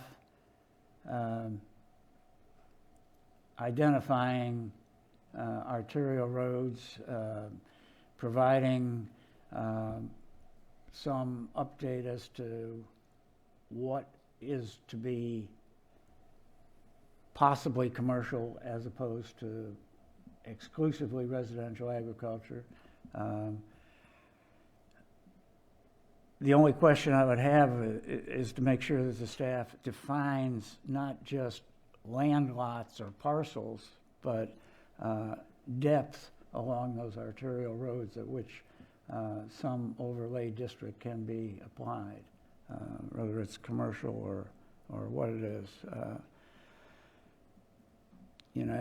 To me, it is a question of, do you allow commercial development 1,000 feet from an arterial road or 10 miles from an arterial road? I mean, depending upon the size of the parcel. Anyway, I have no objection to having the staff begin this process, but not to adopt anything until it is brought back before this board or a future board, depending upon how long it takes. I mean, the other thing is, of course, that we put no timeline on this, so how soon do we want the staff to come back with some... Mr. Chairman. Before you start, I have one thing I want to point out, is the joint, it's a joint comprehensive plan that we work with, it's the city and the county, and we're scheduled, I think, in summer to begin the discussions that will be led by Middle Georgia Regional Commission. They come in and everyone is invited in. All the businesses, and you begin discussion there. A lot of this will be, item 2 and 3 will pretty well be discussed and can be discussed, and it's already scheduled. So that part is underway. And that's the only thing I will mention. I mean, from the last meeting at the Middle Georgia Regional Commission, that was announced, and we have already started that procedure to update our joint comprehensive plan. And everyone here, if they don't, should have a copy of the comprehensive plan. I have them in my office if you don't have one. So anyway, and go ahead now, Commissioner Garrett had asked. Can we perhaps assign, I don't know how the staff feels about it, Paul, you know, Lisa's not here, but maybe you can speak to should we have this staff report completed prior to the initiation of the comprehensive plan? I would rather bring in the regional commission to do that and let them ask all the right questions. If we do it, we're going to do it in a vacuum, so to speak. So we don't have stakeholder input, we don't have commissioner input, we don't have development input.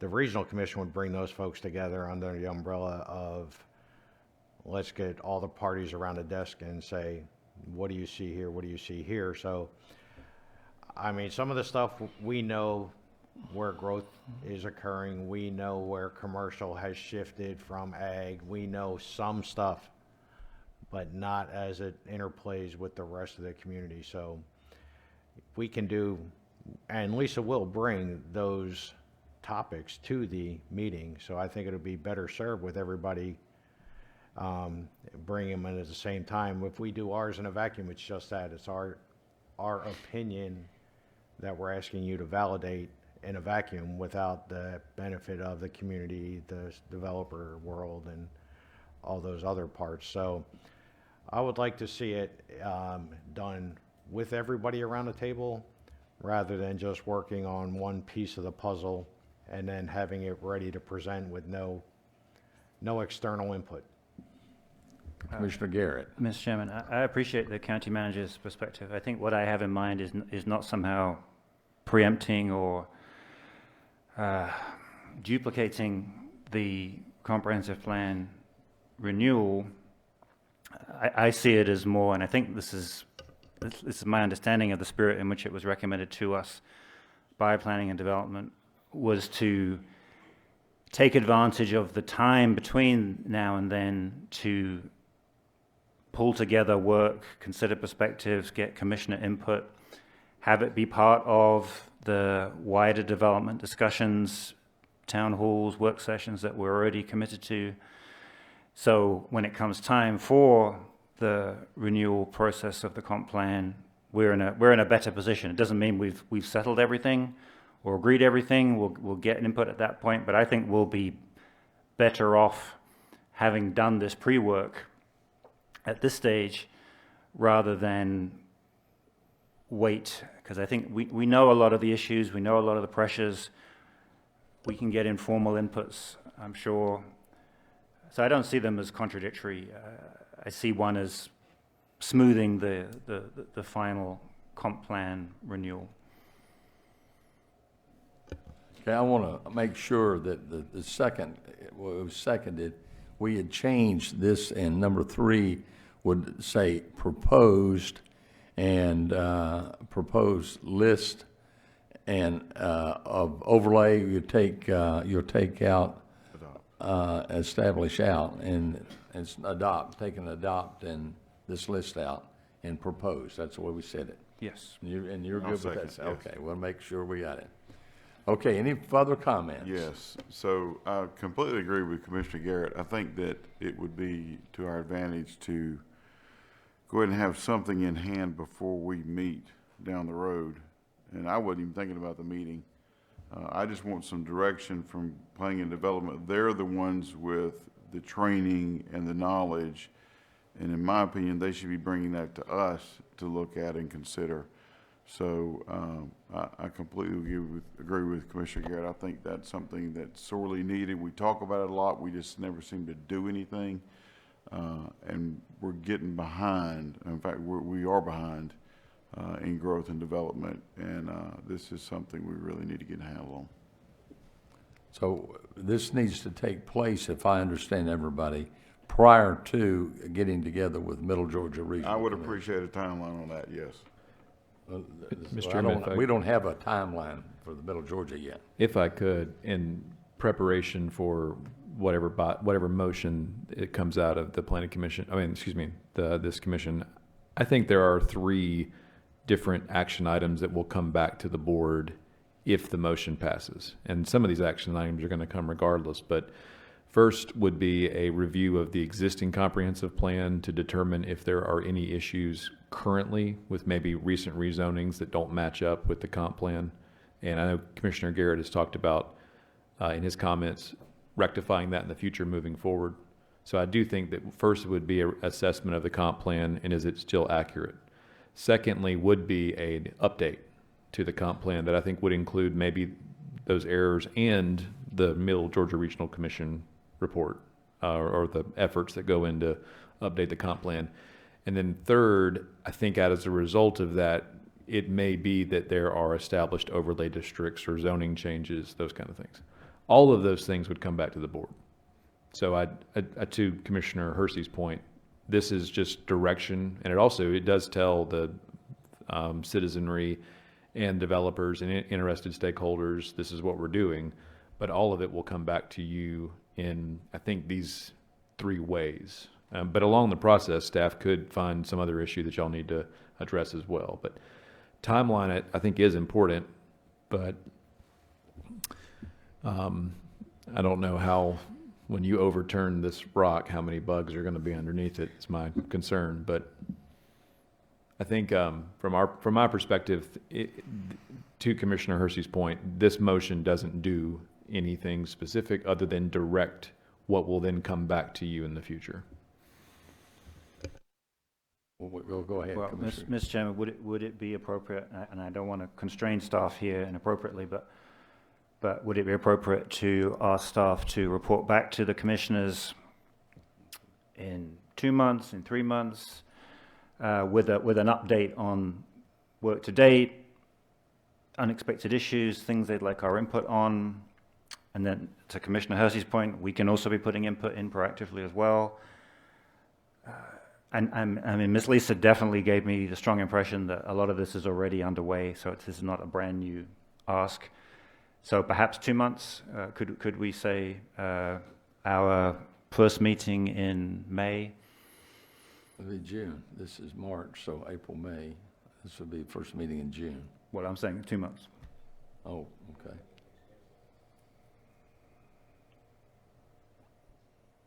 I have no problems. We have the motion and the second. We'll need to alter and vote on that. Mr. Chairman, just, in regard to a timeline, I mean, I think it's appropriate that we have a basis for discussion when it comes time for the comprehensive plan. I mean, let's put something out there and let the public, businesses, the contractors, whatever, respond to it. So I think that as terms of a timeline, we need to have some kind of staff report, if you will, prior to whenever we start the comprehensive plan discussion, which is We don't have an sometime exact this date, summer, right? presumably. That's what I. So the 2-month deadline seems reasonable. That we should have it back by, say, first of June, and then we can use it as a starting point for the comprehensive plan discussion. Okay, do we need to alter the motion or can we just add for June 1st? I have no idea what the motion is.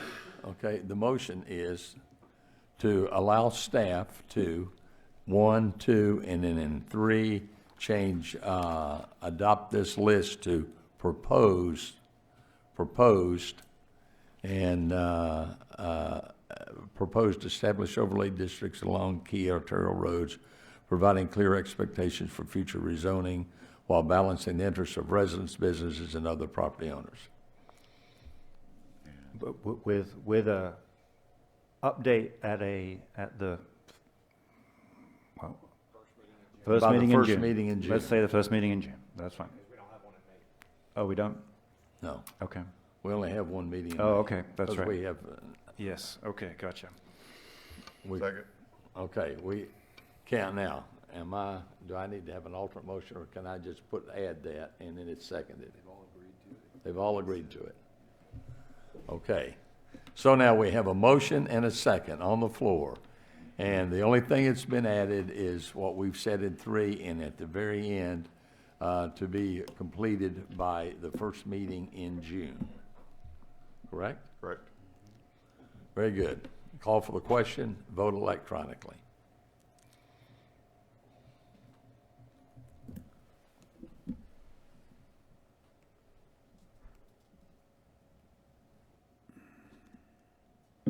Voting is complete. There's 1, 2, 3, and 4 vote yay. The motion passes. And are we good with the motion? Very good. Item number 20. This is discussion and possible action regarding Judge Bradley's order. Commissioner Hersey.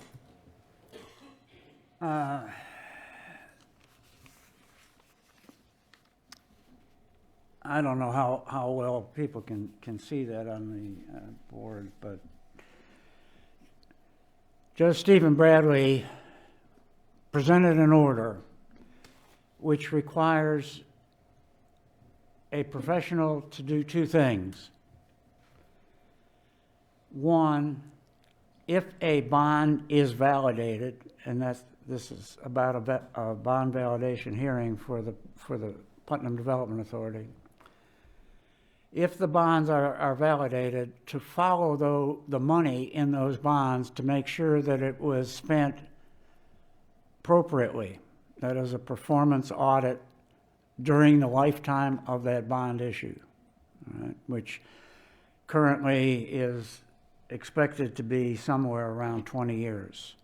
So an auditor will follow the money as a performance audit. The second thing, though, is that before the audit is even undertaken, there has to be a qualified professional hired to evaluate the reasonableness, as the judge says, of the bonds and their underlying memorandum or agreement with the Putnam Development Authority. And I don't know, it's page 3 of judge's order. He provides that they need a properly experienced and qualified, either a certified public accountant, auditor, or consultant. And thereafter, he simply refers to that individual as an auditor. In another portion of his order, the judge has said that the PDA is to hire such a person or persons with consultation with this board. Okay? Now, the Putnam Development Authority has not consulted with this board on any hiring of any auditor, consultant, CPA, right? The judge will make a decision based on the auditor's, consultant's view of things on the 31st of this month. Time is running short for someone to evaluate a 60-page agreement between the PDA and Harmony Road, Georgia LLC, the Helms Farm people, basically.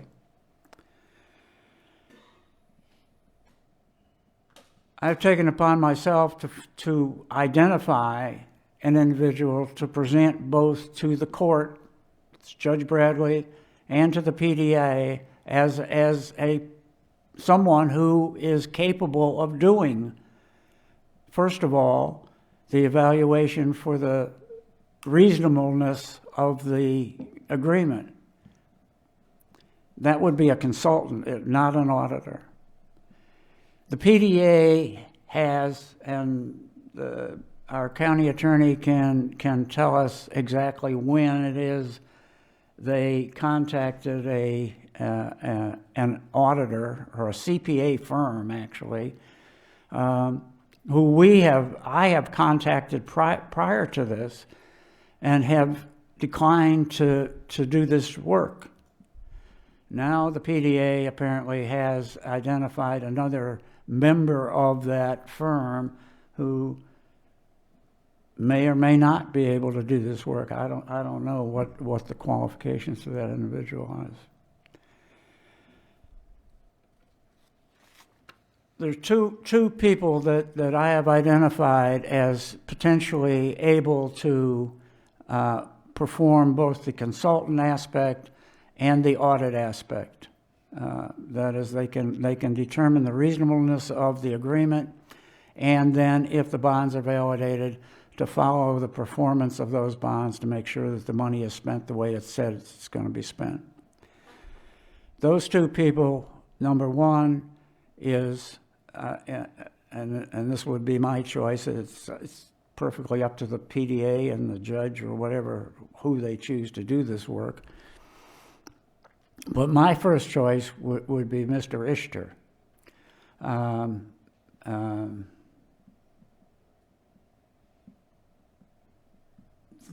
That's not. I don't know what that slide is, but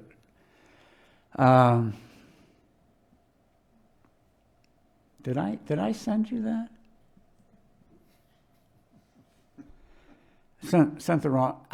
Unfortunately, I have to admit, my printer was not working this morning, so I have not got copies of the actual thing.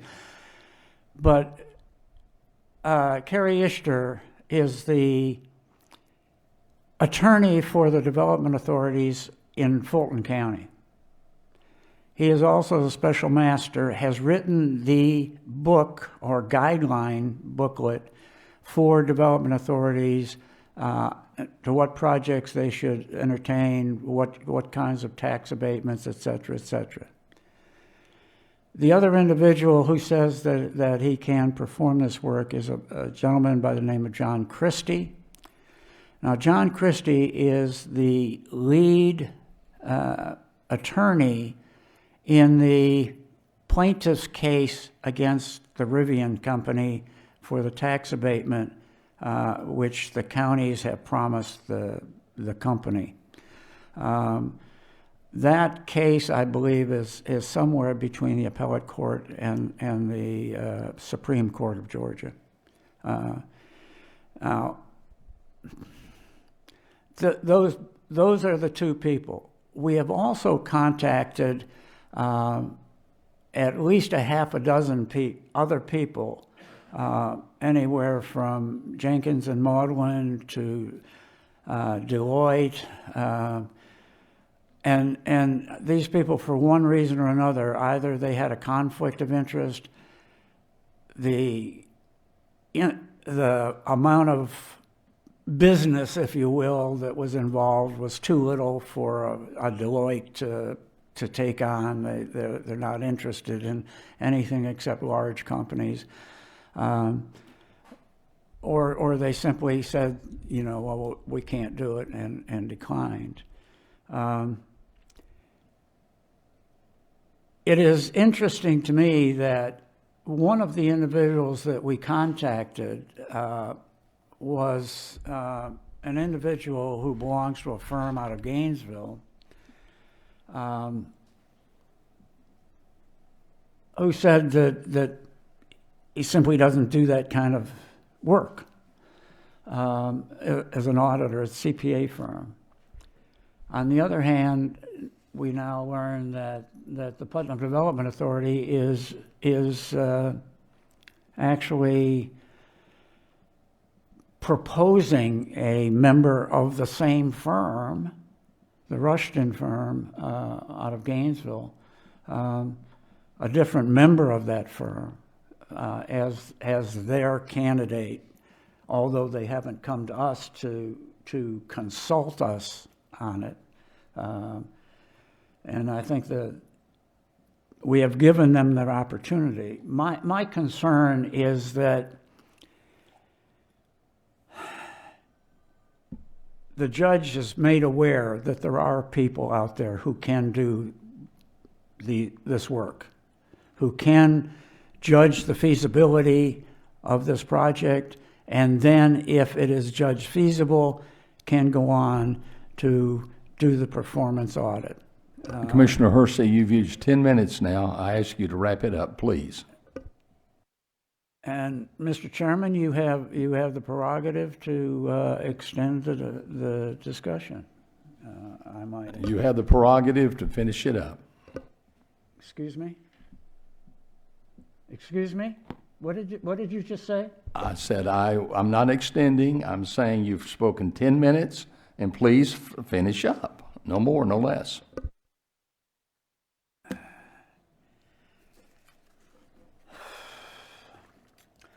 As I said, my printer is not working, so I would submit this motion.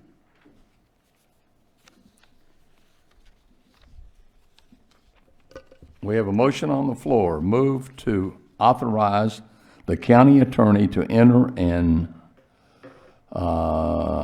amicus brief. Amicus brief, or I'm having trouble reading it, or equivalent. Or equivalent, with Judge Bradley and the PDA naming individuals who could empty with the judge's order regarding case 2025-SU-CV0191.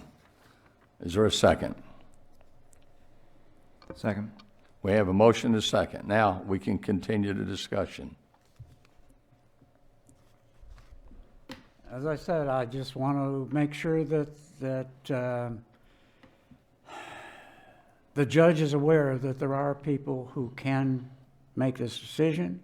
We have not heard anything from the PDA in terms of any consulting with us, and I will offer these names to the judge and to the PDA, and if they want to consult with us, well, that's wonderful. If they don't want to consult with us, in our discussion, in our joint meeting with the PDA, their attorney, Mr. Brown, told me that they intended to do nothing, that they simply are going to wait until the 31st and tell the judge that this job his order could not be complied with. But there are individuals who have said that they can comply with this order, and I want to make sure that the judge is aware of the fact that there are people out there who can do the job. The other thing is that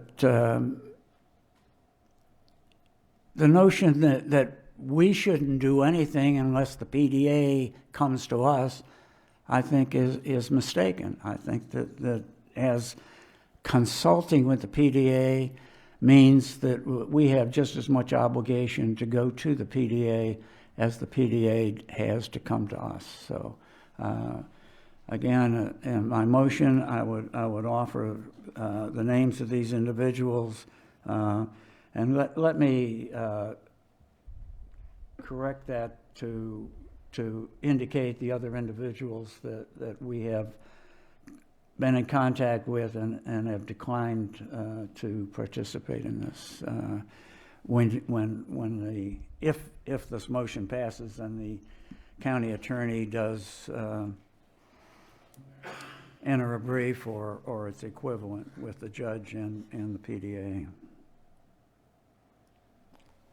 Commissioner Garrett.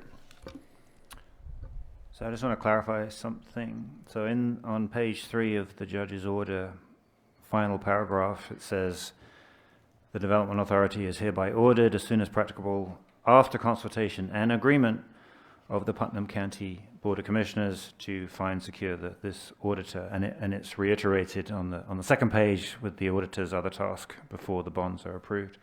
So I just want to clarify, Mr. Attorney, now that apparently the PDA have retained somebody, do we feel that we've been consulted and we have agreed, or we've simply been told? I'm not a judge, and at this rate, I've lost the track to be there. The obligation in this order is on the Development Authority, so, and it's to the satisfaction of the court. I think Commissioner Hersey is attempting to remain a part of the process, and I think we're doing that as your prerogative as a board. But, you know, we're not a party to this order, we're not a party to this action. Whether that they have satisfied what the court ordered is a question for the court. But from my perspective, without getting into the details of the legal advice or conversations we've had about this particular case, I believe that the judge referencing us in the order is an indication that he wants us to be involved in some way. And so to the extent that we're not directly ordered or controlled by this order, I think we're doing, Commissioner Hersey's point is attempting to respond. So as far as, again, consultation and agreement in that order, it's between Judge Bradley and the development authority as to whether or not that followed. Okay, and then just to clarify to Commissioner Hersey, your motion is to provide these names of people who could do the work to the judge rather than to the PDA? The judge and the And PDA. the PDA. Judge and the PDA. That's, you know, Okay, I just didn't pick up on that. Thank you. If we were to offer them simply to the PDA, would they ever actually get to the judge? I don't know. Commissioner McElhaney. Yes, I'd like to ask the attorney something. What is the county's obligation in this order? Clearly, just simply. None. The Board of Commissioners was not a party to the order. And normally when an order is entered, you're a party. Directly, none. Indirectly, and given the public interest in this particular item, you could argue that we do have interest, but specifically legally under the order, none. Again, I believe that Judge Bradley's his intention was to involve us. So to the extent that you want to be, you can. But succinctly, we don't have any obligation. I would suggest that, not to presuppose what the way the vote is going to move forward, but if the vote in the affirmative was made, it's a little complicated on how we're allowed to be in a legal action, but my intention would be to letter brief all the parties involved and say this is the action taken by the Board of Commissioners as such, rather than filing into the case because you're not a party to the situation or to the litigation. But again, that's not presupposing which way the vote would be. So Mr. the order, Attorney, I'm not done yet, sir. Thank you. The order simply states that the PDA's responsibility to find someone in consultation or to let us know, right? It doesn't require that we go out or a commissioner on his or her own go out and find someone to put forth. It doesn't require, but it also doesn't prohibit. Okay. So, and again, this order is on the PDA, not on the Board of Commissioners. But obviously, I don't want to get too bogged down, but I should probably not be in the business of trying to think about what Judge Bradley was doing with an order, but I do believe he intentionally involved the Board of Commissioners because of the public input and your decisions regarding this entire issue that the litigation represents. Okay, I think that I think it's highly inappropriate that someone that is totally against most of the people on that board goes out and finds their own individual. It seems to prejudice things a little bit. And with the respect that the county has no obligation in this, as far as finding anyone, I think we should not do that. Okay, Commissioner Hersey, The order says consultation and agreement. We have to agree with the PDA as to the person. And so we're waiting on them So to we tell are- us something. We are, Not for us to go out and find. and all I'm doing, Mr. McElhaney, is offering the PDA and the judge the knowledge that there are people out there who can do it. If the PDA has found somebody, well, do we agree with that person? Or have we been consulted? We haven't been consulted. When, Mr. Attorney, when did you receive notice that somebody from the Rushton firm was going to be offered by the PDA as the auditor? I believe it would have been Wednesday. So, Wednesday of yes, this sir. week. Yes, sir. So it And- was and I'm sorry. after some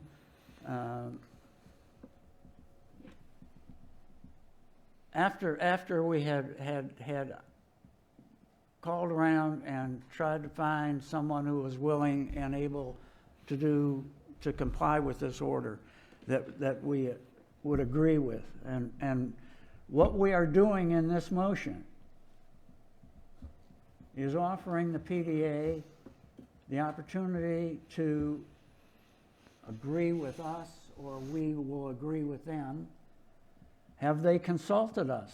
Have we agreed with them as to their individual proffered on Wednesday?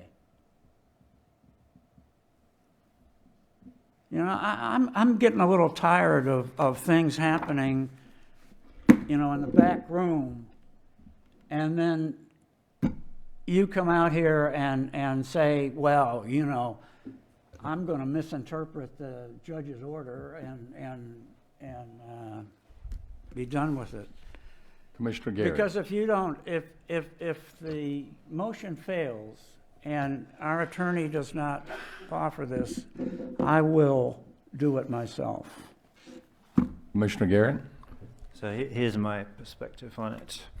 So I think the order is pretty clear that the PDA is supposed to consult with us on this appointment and that we are supposed to agree to that appointment. That doesn't seem to be how things have played out, but as our attorney says, that's a matter for the judge to decide.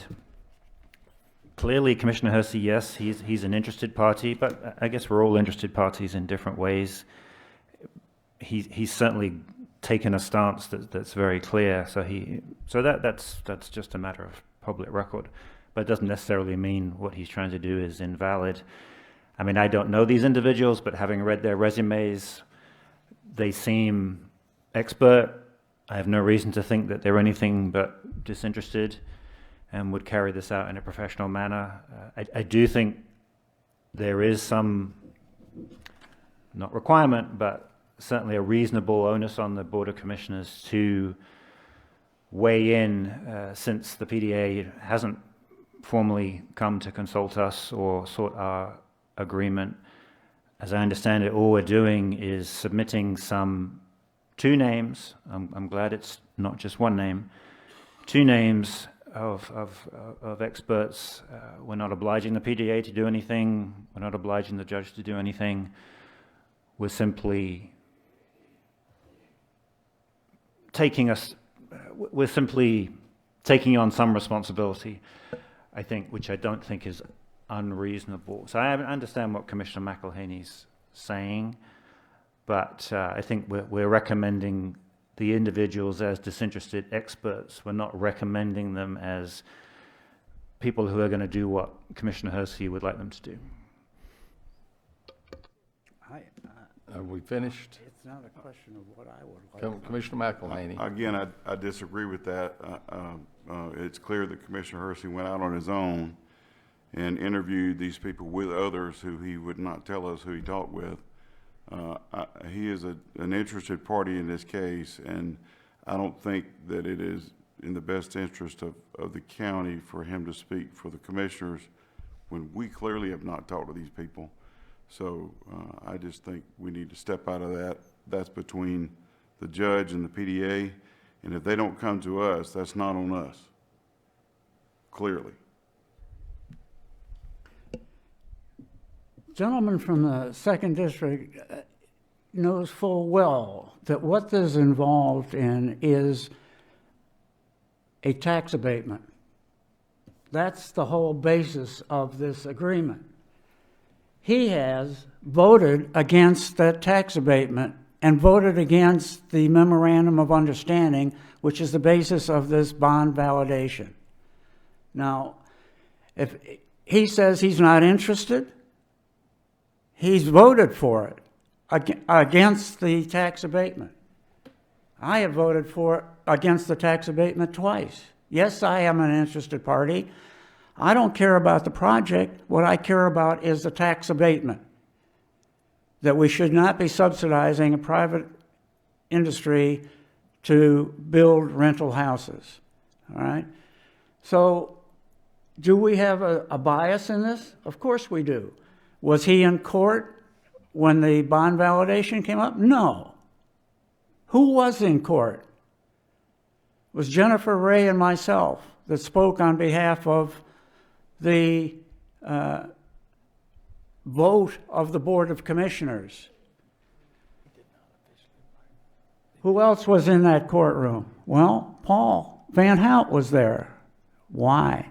Was he representing the county commission? Was he representing the county? Was he representing himself personally? I don't know.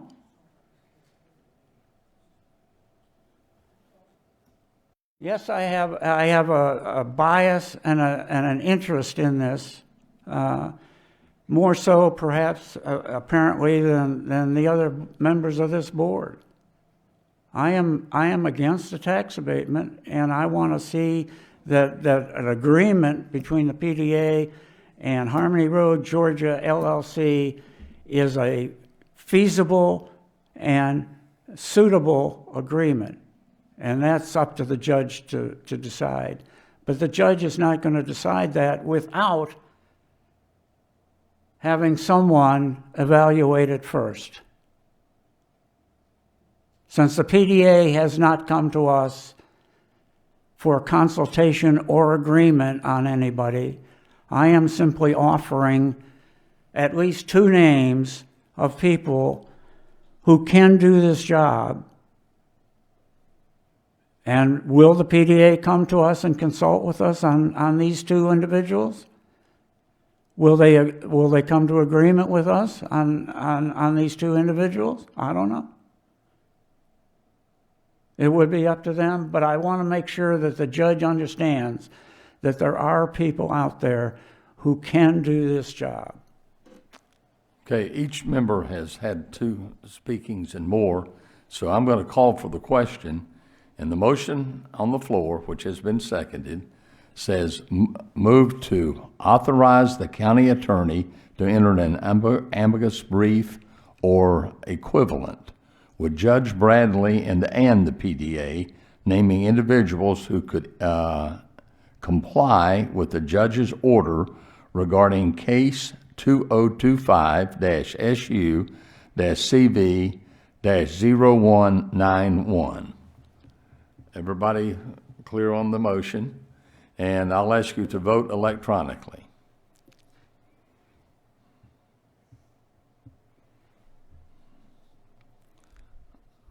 Mine's not refreshing.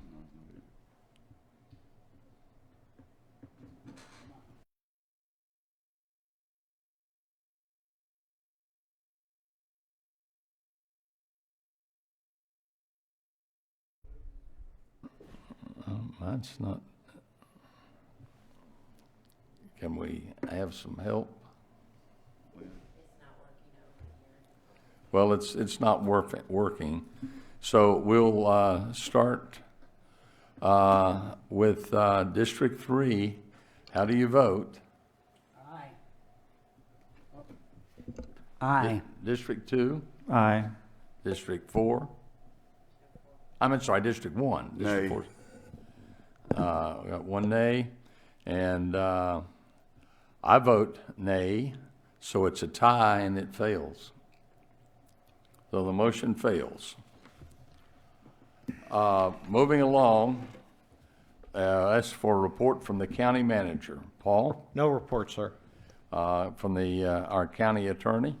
Mr. Chairman, I wanted to bring to the board's attention at a previous meeting, you and with Commissioner Hersey directed us to work on a resolution on the CPACER program.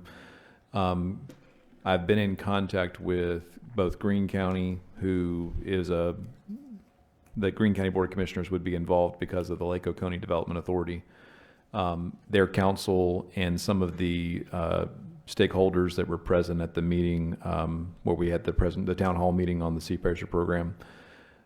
Commissioner Hersey and myself have put together some of the revisions to the resolution that he was interested in including, and we've disseminated that amongst those folks. I had a conversation this week with the council for Greene County. They are now reviewing that resolution. And Commissioner Hersey, I got back from Greene County, in addition to the resolution, they're also looking at the IGA that would, our resolution, our changes were geared towards what that IGA would be required to have in it. They actually have started working on a model IGA. So I think we are traveling in the same directions, but my hope is to bring something back to you and coordinate with Greene County on what that may look like. Now, again, you don't have to adopt the same item, the same documents or resolution, but I do think so far, we're progressing. And one of the issues we're running into is getting comment back from the bank folks or the other providers. Because this is a relatively new system, we don't have a lot of control. Comment back, but I hope in the very near future to bring something back to you based on what your direction was. Thank you. And no further report. Okay, District 1, do you have a report? No report, sir. District 2? I just want to remind everyone that the Butler Baker Alumni Association are having their annual luncheon on Saturday, March 28th, and it's a particularly important one because it's the 70th anniversary of the opening of the former Butler Baker Equalization African American School, and they're also honoring the class of 1971, which was the first mandated integrated high school graduating class in the county's history. And I'm delighted that the superintendent of the Putnam County school system, Mr. Derek Austin, is going to come and speak and mark both those anniversaries. All are welcome. If you haven't been out to the school, they're gradually working on bringing it back, refurbishing it, trying to turn it into a community asset. Once again, there'll be lots of alumni there from out of town, but also other officials and so on. Chairman Sharp, I was delighted that he often comes. He came last year. I'd be delighted if he would come again. And if anyone wants tickets, they're $40 each, includes lunch. There's going to be, I think this year, some sort of after party and dancing and all kinds of good stuff, as well as presentations and memorabilia and speeches and so forth. So again, March 28th, Saturday, noon. If anyone wants tickets, approach the alumni group or approach me. Thank you. Thank you. District 3. Do you have anything? I would just like to observe that last evening, the people from the quarry postponed their rezoning request to the Planning and Zoning Commission to the 4th of July weekend, which is also the 250th birthday celebration of our nation. Mysterious. Commissioner McElhaney wants to come back. One thing I forgot to mention, those of you that may live out in Kinderhook, there is a meeting of the Kinderhook Fire Department at the Kinderhook Barbecue on Saturday, March 14th. Chief, you know about that? Yes, sir, I'm aware. Okay, thank you, sir. I'll be there. I hope to see you there as well. Thank you. And I have one announcement, and it's there is an error in our 2026 Board of Commissioners meeting calendar, and there will not be a meeting on 4/3/26. The reason is that's Good Friday, and that's a holiday, and the county is off on Good Friday, so we will only have one meeting in April. And that's my only announcement, other than thank you. Those that are still here, thank you for coming, and we appreciate each and every one of you. I will now call for a motion to adjourn. So move, Mr. Chairman. Is there a second? Second. We have a motion and a second. Any discussion? Hearing none, you can vote electronically. Can we? Well, we may, now there's one voted. Mine won't work.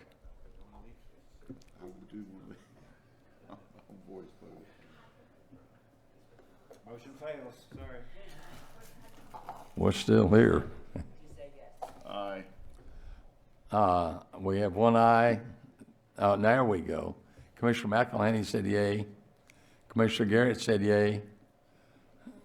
Commissioner Hersey?